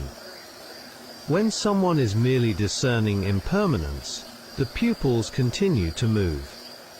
In the fruition state, the in-breath and out-breath are cool, and this coolness pervades the entire body. Mosquitoes may bite people in ordinary states, but not someone abiding in the fruition state. I have heard a related story concerning the Guangqing old monk, 1891 to 1986. People around him noticed that mosquitoes bit them frequently, but did not bite the old monk. This is related to the absence of defilements, which otherwise emit smells that attract mosquitoes. Ancient texts also mention two kinds of bodily scent in women. A virtuous and noble woman is said to have a lotus-like fragrance, whereas a lustful woman is said to have a fishy smell. Seeing is believing. Dhamma Talks by Sayadaw Nyanabhasa. Talk 11. Intrinsic Nature of Emptiness. Sunatta means voidness or emptiness of something. Sabhava means intrinsic nature. What then is the intrinsic nature of emptiness? It is empty of a person, a being, a man, a woman, bodily form and so on. When one contemplates natural phenomena and discerns that there is no person and no being, only phenomena occurring according to their nature, then, with the cessation of all conditioned sabhava dhammas, one sees nibbana. What is the element of nibbana? It does not exist as a person or a being. The notion of a self itself is only one of the conditioned sabhava dhammas. In the contemplation of insight, It is impossible to realize this without the process of dependent origination. Seeing consciousness, Sabhava Dhamma, and Anicca Lakkhana. With the contact of the I-door and visible form object, I-consciousness arises. The I-door, or visual sensitivity, is a pure element, and the visible form is also a light element. Seeing consciousness, mind, is a Sabhava Dhamma, the intrinsic nature of a phenomenon, without bodily form or shape, and without a person. It is merely the arising of the seeing nature. The cause Dhamma is Sabhava Dhamma, and the result Dhamma is likewise Sabhava Dhamma. With the two causes of Sabhava Dhamma, the sense base, Ayatana Dvara, and the object, a resultant Dhamma arises. All these phenomena are manifestations of dependent origination, Paticcasamuppada Dhamma, occurring at the level of the aggregates, Khanda, the body-mind aggregate. See Section 2, Dependent Origination Chart. If the yogi knows this directly, he attains Sakkanana, the knowledge of truth. We can analyze this as follows: Anicca Dhamma, Anicca Lakkhana, and Anicca Lakkhananana. Anicca Dhamma refers to the arising of conditioned phenomena. The cause is Anicca Dhamma, and the result is also Anicca Dhamma. How do these phenomena appear in knowledge Nana? They appear as rising and falling.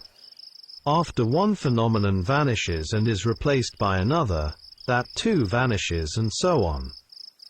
All of these manifestations are Anicca Lakkhana, the characteristic of impermanence. If the yogi discerns this clearly, he attains Kikkanana, functional knowledge. The characteristic of conditioned phenomena is precisely this, rising and falling. Knowing this characteristic is Anicca Lakkhanana. If we differentiate further, Anicca Dhamma and Anicca Lakkhana are objects of contemplation and must be directly seen and observed. The knowing Dhamma is contemplative knowledge. If the yogi only knows Anicca Dhamma, it remains within Samatha Dhamma, associated with the three concentration factors. Knowing the characteristic Lakkhana constitutes insight, Vipassana, associated with the five path factors. Knowing the arising of phenomena is knowledge of mind and form, Nama Rupa Parigahanana. Knowing the causal relationship between cause and effect is Paccaya Parigahanana. Knowing and discerning the characteristic Lakkhana of phenomena is knowledge of rise and fall, Udaya Bayanana. When Nama-Rupa and conditionality Paccaya are known correctly, these two knowledges together culminate in Sakkanana. Lakkhananana is functional knowledge. Contemplative knowledge arises dependent on the object of contemplation. Does the object of contemplation exist beforehand? No, it does not exist beforehand. What about contemplative knowledge? Does it exist beforehand? It also does not exist beforehand. Objects arise due to causes. Contemplative knowledge arises due to the ability to contemplate, which itself is conditioned. Objects knowledge sunnata, and the abandoning of wrong views. Therefore objects, aramana and knowledge, aramanika nana, do not exist beforehand by themselves. If one takes them as existing beforehand, independent of causes, this becomes sasata ditthi, eternalist view. If one observes it, it disappears, and is seen as no longer present. This is like wild animals or birds. If you catch them and then release them, wild animals return to the forest, and birds fly back into the sky. In the same way, whatever phenomenon arises within the aggregates khanda has the nature of perishing. This was stated by the Buddha. Most yogis discern sunnata in objects, but still cling to wrong view in relation to the knowing mind, jnana. They think, I contemplate it, so I see it, and I know it. There is an observer. This is sakkaya ditthi, clinging to the knowing mind, and such a yogi will not realize Dhamma quickly, or realization will take a long time. This point is supported by evidence in the suttas. Mogok Sayadaw instructs yogis as follows: observe mind and body with jnana. This makes sense for practice. It means there is no person and no being in mind, body, or knowledge. Therefore, yogis should not include a person or a being in either the object or in jnana. Only those who can discern anicca in all objects and in the knowing mind will realize Dhamma quickly. In a talk on Venerable Channa, Sayadaw said, behind impermanence, anicca, do not include I or mine. If you include it, you become attached to Sakkaya Ditthi. For example, I am contemplating, I am knowing, and so on. All objects and jnana are conditioned phenomena, and therefore lack stability, sabbe sankhara anicca. Only the nibbana element, which has no impermanent nature, is stable. Continuity of knowledge, dependent arising, and the maturing of insight. Path knowledge and fruition knowledge are also impermanent, because they arise in dependence upon one another. Even supramundane knowledges vanish. Therefore, there is no need to speak separately about the impermanence of insight knowledges. For this reason, yogis must practice very carefully. The yogi knows both the arising and the vanishing of phenomena. Both are forms of jnana, but they possess different qualities. With the continued purification from wrong views and doubt, contemplation proceeds.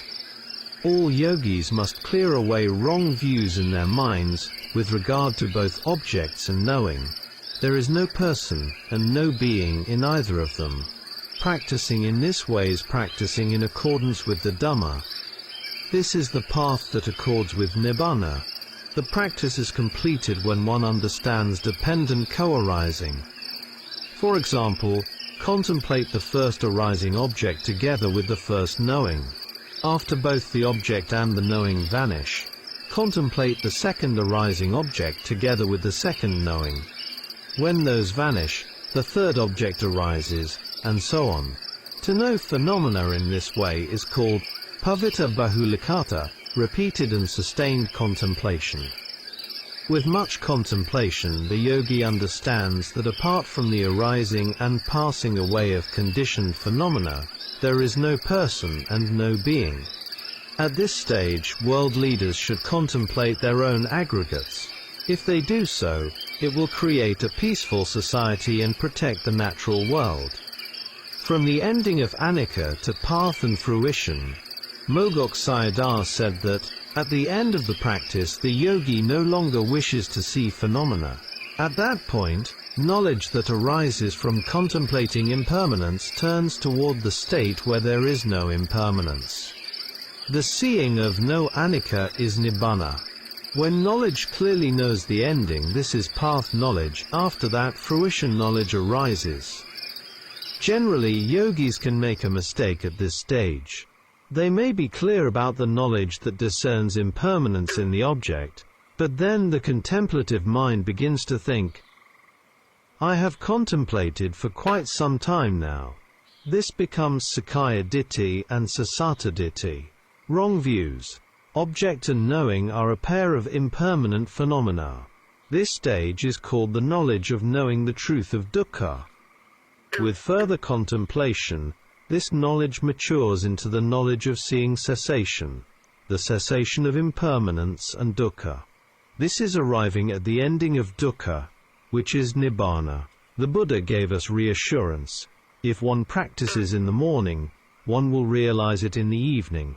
If one practices in the evening, one will realize it in the morning. Therefore, persistence in practice is essential. Seeing is believing. Dhamma Talks by Sayadaw Nyanabhasa. Talk 12. Dying Aggregates and Intrinsic Aggregates. This is the first day that I will teach you the basic Dhamma. To understand the basics, we must begin with the aggregates, khandha. These include the aggregates themselves, the sense bases, ayatana, the elements, dhatu, and the Four Noble Truths, sakka. People may wish for nibbana, but without thoroughly knowing the aggregates, they cannot reach it. If we condense the phenomena of the 31 realms of existence, we can summarize them into two: the aggregates and their cessation. The aggregates constitute the 31 realms of existence. Nibbana is an element that transcends them. When these are brought together, they are called khandha nirodha nibbanam. The cessation of the aggregates is nibbana. Where there is cessation of the aggregates, there is nibbana. Where there is no cessation, there is samsara. Beginning from the aggregates, khandha. Therefore one must begin with the aggregates. Only through them can nibbana be realized. Khandha means that which is combined. They are the combination of form, feeling, perception, mental formations and consciousness. Together they are called the five aggregates, or simply mind and body, namarupa. For practice, it is necessary to understand that the aggregates can be approached in two ways. According to the dependent arising process, ignorance conditions, mental formations, and so on. These are called the dying aggregates, the results of past causes. In material phenomena, rupa, there are four: earth, water, fire, and air. In mental phenomena, nama, we have four: feeling, perception, mental formations, and consciousness. Together, these constitute the 6 internal sense bases, 5 material bases, and 1 mental base. Do we need to contemplate this already existing aggregate, the body seen with ordinary eyes? No. Rather, we must understand that with time this aggregate inevitably becomes old, sick, and dies. This shows that the aggregate itself is the truth of suffering. However, for insight practice, what we contemplate repeatedly is not the existing aggregate as a whole, but the arising phenomena occurring at the sense bases. This existing aggregate possesses base elements internally, and when external contact elements, such as sight, sound, smell, taste, touch, and mental objects, come into contact with them, each sense door meets its corresponding object. At that moment, a new phenomenon arises at that sense base. This arising phenomenon did not exist before in either the sense base, dvara, or the object, aramana. It arises only because of conditions. For example, consider a stick and a bell. The bell is like the base element. The stick is like the element of contact. The sound of the bell does not exist in the bell alone, nor does it exist in the stick. When each exists separately, no sound arises. But when the stick strikes the bell, sound arises. Where does the sound come from? It does not come from the stick, nor from the bell. Through their contact, sound arises dependently between them. Arising aggregates, sunnata and sabhavakanda. In the same way, the 6 sense bases are base elements. When each of them meets its respective contact element, an arising aggregate comes into being. The bell and the stick both have mass, that is, material form, but the sound does not have mass. Likewise, seeing consciousness, the arising aggregate element, has no mass. Hearing, smelling, tasting, and other consciousnesses are known in the same way. They have no form, no shape, and no image. For this reason, these phenomena are called sunnata dhamma, void of entity, void of a person, or a being. Let us explain sunnata further. Sabhava means a particular intrinsic nature: seeing, hearing, smelling, tasting, touching, and knowing. All of these are sabhava dhamma. These are sabhava khandha, newly arising aggregates, and are also called arising aggregates. These arising aggregates have the nature of arising and passing away. Therefore they are called rise and fall aggregates, or impermanent aggregates. These aggregates cannot be stopped by one's wish or desire, and they do not belong to anyone. If the causes are present, they arise. If the causes cease, they vanish. After an arising aggregate has arisen and is observed, it is no longer there, that is its impermanence. The existing aggregate, namely the whole body subject to aging, sickness and death, is a mass of aggregates. The arising aggregate, however, is a subhava khandha. Therefore, the existing aggregate, the body, and the arising aggregate are different. Understanding the process of conditioning and its cessation. When it is hot, and one desires comfort, one fans oneself. The pleasant feeling is experienced as nice, and then it passes away. However, one is not aware of the whole process. By fanning oneself again, the experience connects to action. If this experience is not contemplated, it must connect to the dependent arising process. If one simply leaves it there, feeling conditions craving, and craving connects to action. In this way, the newly arising aggregates, seeing, hearing and so on, connect to affection, clinging and action. One has to know them in this manner. We are continuously producing the causes that, after death, give rise again to aggregates characterized by aging, sickness and death. When will this end? There is no end to it. The incalculable continuity of aging, sickness and death will persist. According to Mogok Sayadaw, this is like endlessly producing spare parts for corpses, something human beings uniquely manufacture, without any copyright. He even says this is equivalent to committing suicide again and again for oneself. Therefore, if one can discern the impermanence, the rise and fall of the newly arising aggregates, there is no affection or clinging. Craving, clinging and action then cease. The arising aggregate is to be known simply as arising and passing away, not as an existing entity. When it is known in this way, it becomes anicca and magga, that is, the 5 path factors of the mundane path. The truth of mundane path factors. The yogi must develop these mundane path factors. Supramundane path factors, the Noble Eightfold Path, are not something to be developed deliberately. They arise only for the direct seeing of nibbana.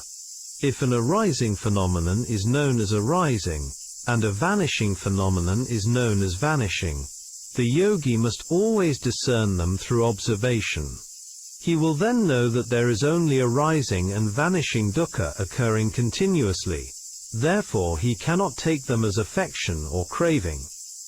Before practice, there is dukkha ananam, not knowing phenomena as dukkha. Because of this, they are taken with affection and clinging. With practice, this becomes dukkha nanam, the knowledge of knowing dukkha. The path factors arise in the heart, and craving, clinging, and action come to cessation. There are 2 kinds of cessation. Cessation through arising, upada nirodha. Here the yogi can contemplate up to craving, clinging, and mental action, cetana, so that verbal and bodily actions become impossible. This point is explained in several of Mogok Sayadaw's talks. Cessation through non-arising, Anupada nirodha. This is the discerning of the arising Dhamma as impermanence, such that craving, clinging, and related defilements do not arise. If the yogi is able to contemplate continuously without interruption, Anupada nirodha becomes established, meaning that no defilements arise in between moments of contemplation. As the Buddha and the Sayadaw explained, only with the appearance of a Buddha into the world can we come to know such wisdom. If one understands these points correctly, becoming a stream enterer is not difficult. There is still time to emphasize an important principle. The newly arising aggregate did not exist before. After it arises, it does not continue to exist. Therefore, the aggregate is nothing other than arising and passing away. Emptiness, sunyata, intrinsic nature, sabhava, and reflection on cessation. Therefore, there is no being, nisatta, no living entity nijiva, and no soul. The sunyata handa is void of a person or a being, whereas the sabhava handa possesses an intrinsic nature. It exists in accordance with causes, and when those causes cease, it no longer exists. The yogi must observe the aggregate as both existing and not existing, that is, as a process of rise and fall.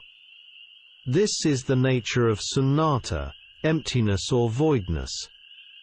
One should not take this to mean that nothing exists at all, as that would fall into conceptual thinking, a misunderstanding held by some Buddhists.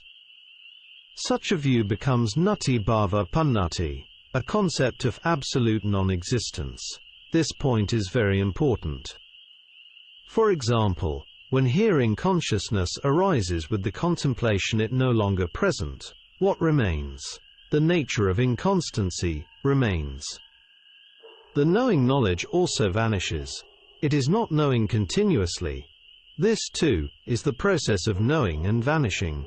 As the contemplated objects vanish, the observing knowledge also vanishes. Reflections on cessation through arising and non-arising. There is a talk by Mogok Sayadaw on this subject, which I translated in Part 10 under the title, Craving and Suffering. Some scholars interpret the Burmese system as merely passive observation. This is not correct. They only see part of the whole picture.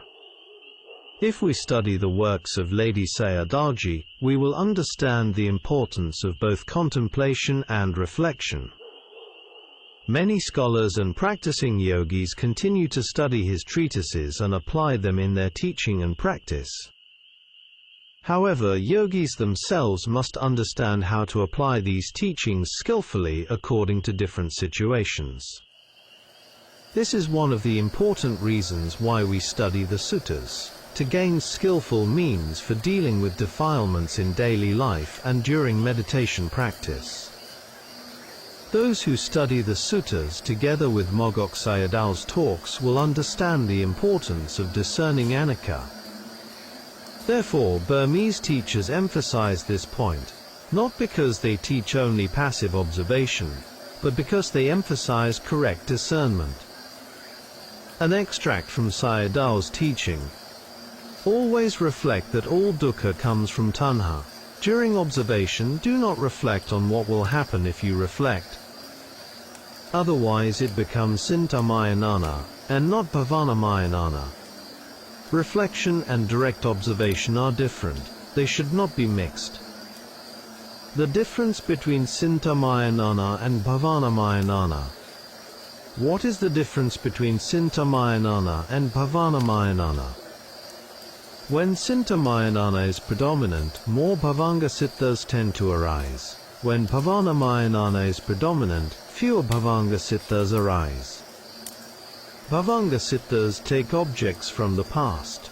Sintamayanana involves thinking, planning, and reflecting. Therefore, one should allow time for reflection, and also allow time for direct observation. Practiced in this way, progress becomes quicker. Reflecting on one's own aggregates and on the truths of the Dhamma is sintamayanana, whereas the direct contemplation of impermanence is bhavanamayana. When these two practices are used appropriately, defilements do not easily intrude into the practice. What then is the difference between having more bhavanga sittas and having fewer? The person who is dukkha patipanna, one whose practice is difficult, experiences more bhavanga sittas. These have a close connection with defilements. When contemplation is carried out without reflection, realization proceeds slowly. How should sintamayanana and bhavanamayana be used? Mogok Sayadaw stated that Sintamayana is helpful in preventing defilements from entering during vipassana practice. He encouraged yogis before sitting to reflect on dukkha or on the dangers of tanha. This is Sintamayana, and then to sit for bhavanamayana.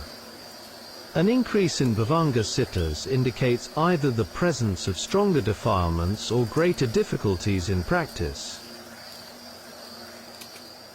Seeing is believing. Dharma Talks by Sayadaw u Nyanabhasa.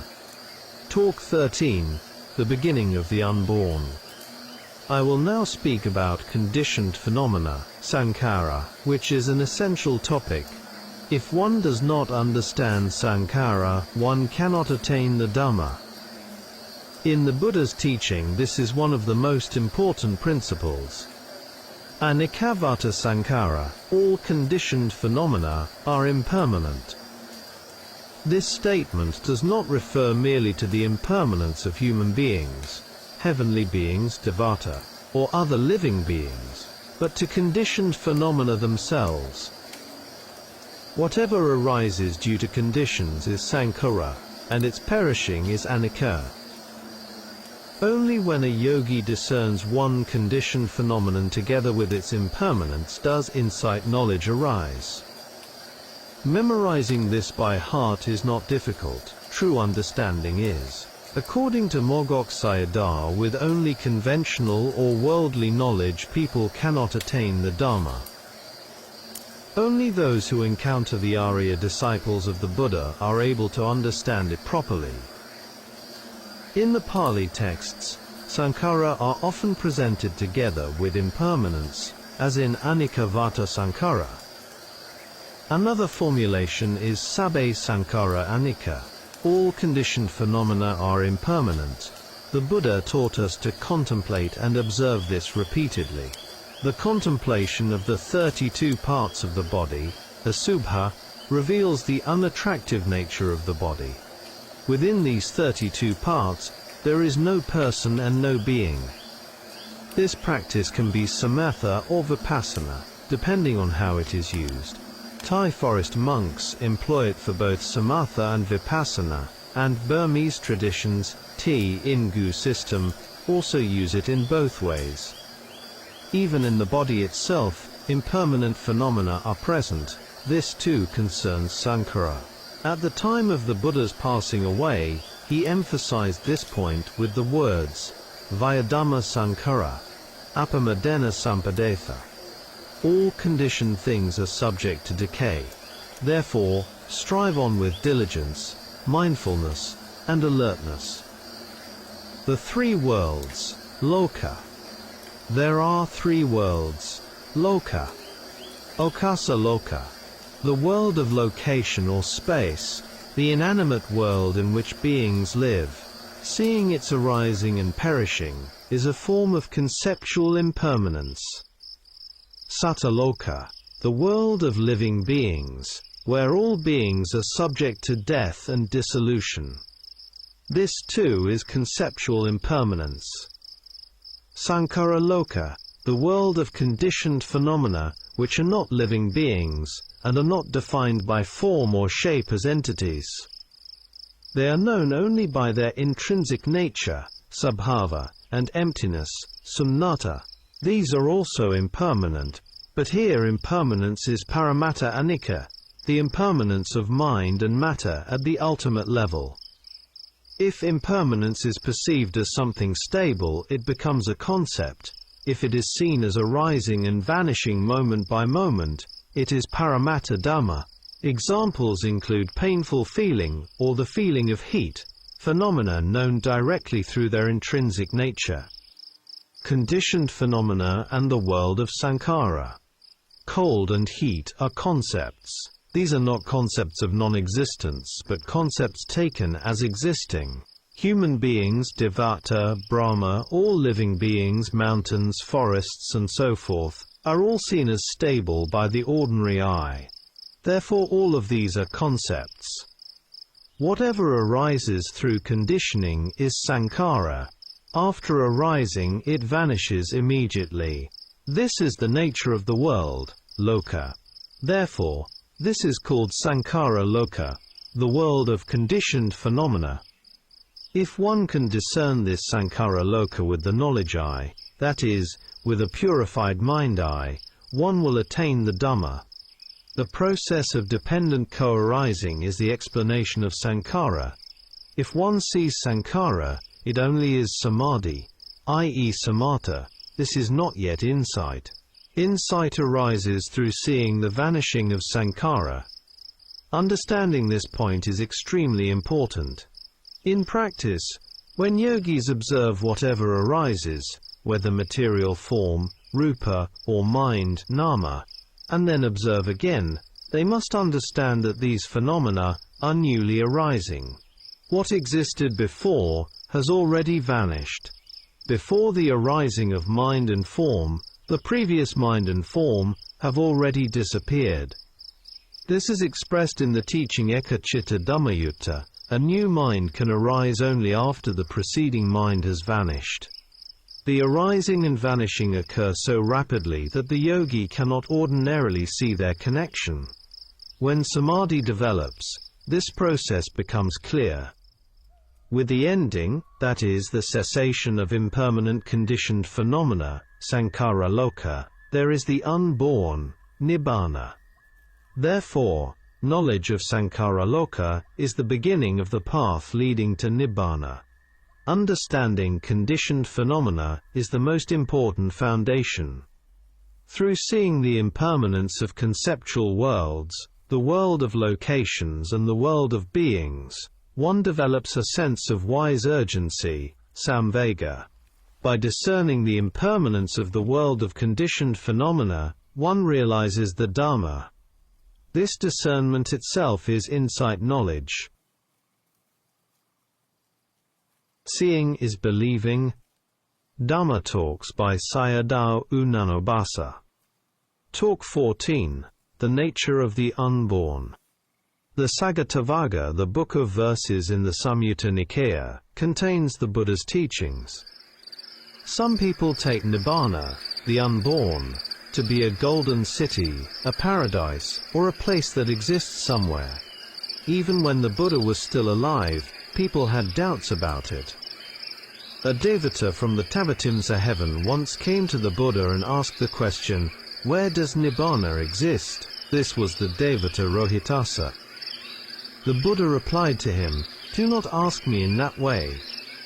It cannot be said where Nibbana is." Instead, the Buddha asked him, "How do you search for it with the desire to arrive there?" According to Rohitassa, he had searched for Nibbana by traveling on foot, by vehicles, by making merits, and by using supernormal powers. See Devaputta Samyutta, Rohitassa Sutta. Wherever he went, he found only aging, sickness and death. Having khandha in any realm of existence, he encountered nothing but aging, sickness and death. The Buddha then answered him that he could not find Nibbana in these ways. Not finding Nibbana means that aging, sickness and death will never come to an end. Therefore, one must arrive at Nibbana. Rohitassa then asked the Buddha how he should look for it. The Buddha answered that he must search with knowledge jnana. Within this very body, measured at 2 armed lengths, he must search with knowledge. This is a very important point for one's own practice. When an object, aramana, and a sense door, dvara, make contact, consciousness arises. For example, when a visible object and the eye meet, seeing consciousness arises. All these are newly arising khandhas. The 6 sense doors themselves are part of the presently existing khandhas. Yogis must contemplate these newly arising khandhas with insight. By watching and observing the impermanent khandhas, their rising and falling, they discern the truth of dukkha. After repeatedly seeing this, it becomes wearisome, and at last it comes to an end. Every beginning has its ending. Do not say, "Nothing is happening yet in my practice." If one knows how to contemplate, one will discern impermanence, anicca, and realize the truths of dukkha and the path, magga sakas. Yogis must apply effort and make it strong. By continuously discerning impermanence, unwholesome and wholesome mental states are unable to enter the practice. We should not be satisfied merely with merit-making, as many Buddhists are. Upon truly encountering the Buddha's teachings, we must practice to end dukkha, the great suffering. At that time, neither unwholesome nor wholesome minds can enter, only knowledge-based minds, jnana, arise. As a result, the blood of the heart becomes clear and bright, and the body experiences lightness. Previously the yogi discerned only the coarser forms of impermanence. Now he begins to discern the middle and refined forms. This is the discernment of many impermanences. On meditative light and personal experience in practice. If I speak of my own experience during practice, I once saw colorful, bright light and went to inform my teacher.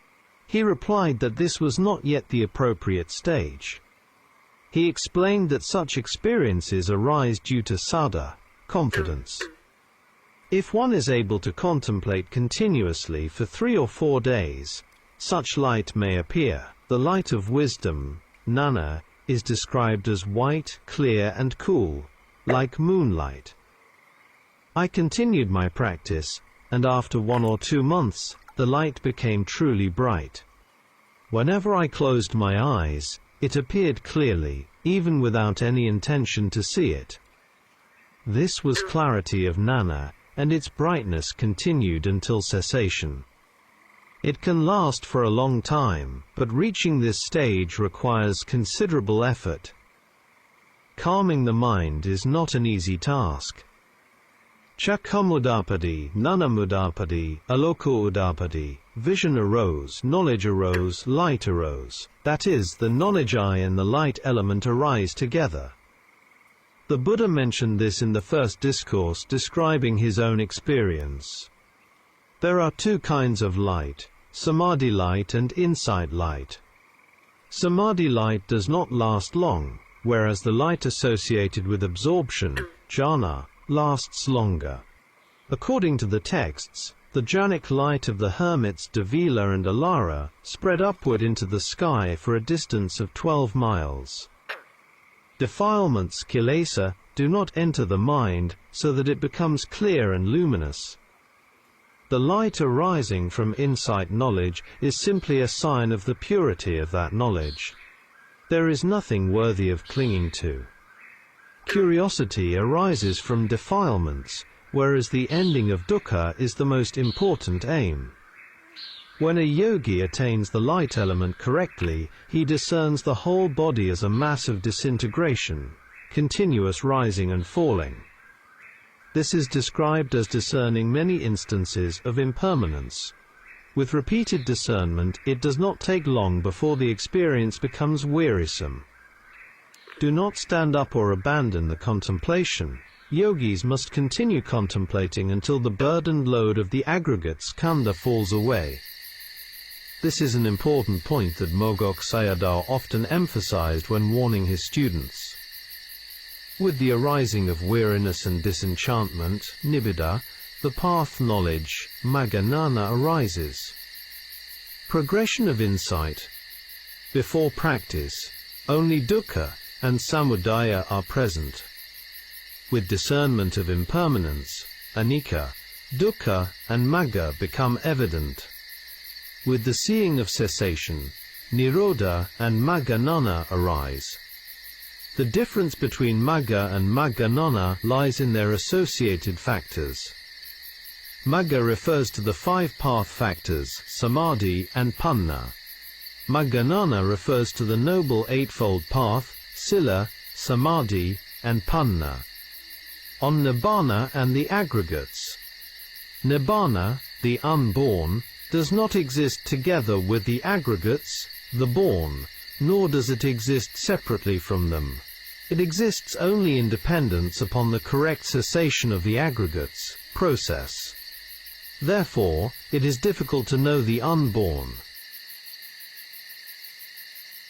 Seeing is believing. Dhamma Talks by Sayadaw Nyanabhasa. Talk 15. The Ways of Cessation. Among practicing yogis, experiences of cessation are not the same. Although all yogis make effort in the practice with the aim that cessation will occur, the manner in which cessation is experienced may differ from person to person. These differences arise from the knowledge of appearance, which varies among individuals, in Burmese, Atham Nana. Based on practice, let us discuss the different ways of cessation. Practice is grounded in Satipatthana Samadhi. Whether one bases practice on form, Rupanupasana, feeling, Vedananupasana, or other foundations, these contemplations concern phenomena such as contact, feeling and knowing. They are all rooted in the nature of the four satipatthanas. If the practice is correct at the beginning, the middle and the end will also become correct. When one contemplates a single aggregate khandha, the other aggregates are implicitly included. To establish a clear target, a yogi must contemplate the object that is most distinct to him. If form rupa is clear, he contemplates form. If feeling is clear, he contemplates feeling, and so forth. Whatever object is taken, in a human being all five aggregates arise together and vanish together. After seeing that an object arises and vanishes, knowing that this is a single moment of mind, the yogi continues contemplation, and observes that the object is no longer present. Previously, the object was seen. After it vanishes, it is no longer there. This is the characteristic of impermanence, anicca. All three characteristics are encompassed within impermanence. Therefore, for a practicing yogi, cessation will eventually be reached. For this reason, it is important to understand the different characteristics that lead toward cessation. All phenomena arising from the body are moving toward dissolution. Nothing among them fails to perish. If a yogi sees phenomena as stable, that vision is incorrect. Taking them as permanent constitutes eternalism, sasataditti. From this wrong view, feeling conditions craving, vedana pachaya tanha, and one then acts according to the demands of craving. Here, two possibilities must be understood. Ordinarily, phenomena are misconceived either as existing or as non-existing afterward. Mistaking non-existence as absolute non-being is known as annihilation view, natibhava panati. Correct discernment, however, sees the transition from existence to non-existence as included within the characteristic of impermanence, anicca. If the yogi discerns this correctly and continues contemplation based on the sense bases, insight deepens. Initially, phenomena appear unstable in the mind. Subsequently, remaining with them becomes unbearable. By discerning one characteristic clearly, the others naturally follow. At the moment of cessation, the process ceases together with one characteristic. In the yogi's experience, this appears as arising suffering and vanishing suffering. This direct seeing is the characteristic of suffering, dukkha. From repeated suffering to cessation. After that stage, one no longer wants these instances of suffering, dukkha, to arise. Yet, they still arise. One does not want them to persist, yet they persist. One does not want the body to experience pain and aching, yet pain and aching occur. This does not happen according to desire. It happens according to causes and effects. In this way, the characteristic of non-self, anatta, appears in the yogi's mind.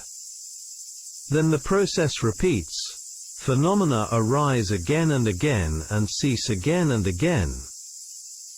The characteristic of unattractiveness, asubha lakkhana, appears to the yogi, together with the perception of momentary death, karnika marana. Seeing this, Mogok Sayadaw advised, do not deliberately contemplate impermanence, suffering, non-self, or unattractiveness as concepts. If one truly discerns rise and fall, the practice will naturally reach completion. Now let us speak about cessation and the four characteristics. With sustained contemplation of arising and vanishing, knowledge matures. The yogi clearly discovers instability. At times the process becomes faster and faster, at other times it slows down more and more. In this way the process unfolds, until suddenly it happens very quickly and then stops instantly. Only when impermanence, anicca, ceases clearly within knowledge is cessation properly realized. The phase known as Vartanagamini Jivana occurs as the process repeatedly approaches cessation or crosses over to the cessation of the earth, water, fire and wind elements, respectively, as these elements are experienced as oppressive. The cessation related to the earth element may feel as though the entire body is being pressed by a massive rock, then breaking apart into fragments in rapid moments. With the water element, it may feel as if the body becomes liquid and flows outward, such as mucus or other bodily fluids being released. With the fire heat element, it may feel as though the whole body is burned down into ashes, followed by cessation. With the air-wind element, the whole body may tremble and shake violently, as if possessed by an unseen force, and then suddenly cease. These experiences correspond to the cessation of oppression, dukkha, as conditioned through the elements. Cessation and the characteristic of non-self. The cessation related to the characteristic of non-self, anatta, occurs when the processes of arising and vanishing come to cessation and no impermanence is discerned. To the yogi it may appear that the knowing mind itself has not ceased. However, in reality each moment of knowing consciousness ceases one by one, vanishing successively. They are not a single knowing entity. Each knowing moment knows its object separately. Some moments may know many instances of impermanence, others may know only a few. Therefore the yogi must know the impermanence of the object, and the impermanence of the knowing consciousness itself continuously. If the yogi understands cessation in this way, it is called cessation in terms of non-self, anatta lakkhana nirodha. Here the cessation of non-self may not yet be completely clear to some practitioners. Illustrative case, anatta cessation in practice. Note, in what follows, I present an example of a yogi's experience related to the cessation of non-self, extracted from a Dhamma talk by Venerable Adhikaramsi Sayadaw, U Sun Luin. He mentioned an Italian practitioner named Eduardo, who practiced anapana, mindfulness of breathing, for 2 hours of sitting meditation every day over a period of about 2 years. Later, he traveled to Burma in search of a teacher. Under the teacher's guidance he practiced diligently and discerned impermanence, which he described as seeing emptiness, sunnata. The teacher recognized his spiritual development, and instructed him to continue contemplating in greater detail, for example during walking meditation, so that insight could mature further. Experience of anatta cessation and fruition. One night, during an interview, he presented his experience to the teacher. He said that whenever the seeing of emptiness, sunnata, arose, he felt an urge to jump into it, yet he could not do so. This tendency was due to clinging and wrong view. Then he asked himself, who wants to jump into it? There is no I and no me who can jump. At that moment, he abandoned wrong view, and turned directly to experience. As soon as he contemplated non-self, anatta, the entire aggregate, khandha, disappeared in an instant, as if in a sudden explosion. Immediately path consciousness, magga-citta, arose, followed by fruition consciousness, phala-citta, occurring twice. In some cases, for those with keen faculties, 3 moments of fruition consciousness may follow. Then the teacher asked him, "Are they the same?" He replied, "No, they are similar but not the same." The teacher then said to him, "I think you have come to the end, but do not believe what I have said. You must verify it for yourself." After that, the venerable teacher instructed him further on how to enter the fruition state, phala samapatti. He succeeded in the test and continued to develop his practice after returning to Italy. The experience of Sayadaw Ukandima may also be understood as a case of cessation in terms of non-self, anattalakkhana nirodha. See my translation of his autobiographical talk, The Noble Search, Tie-in Gudama. Cessation related to asubha. The cessation related to the characteristic of unattractiveness, asubha lakkhana, occurs close to cessation itself. At that time, the appearance of an asubhatha form, such as a corpse, may arise to the yogi. He sees it as gradually perishing and finally coming to cessation. Here, cessation occurs together with the appearance of asubha in the knowing mind. The yogi directly experiences the complete fading away of that object,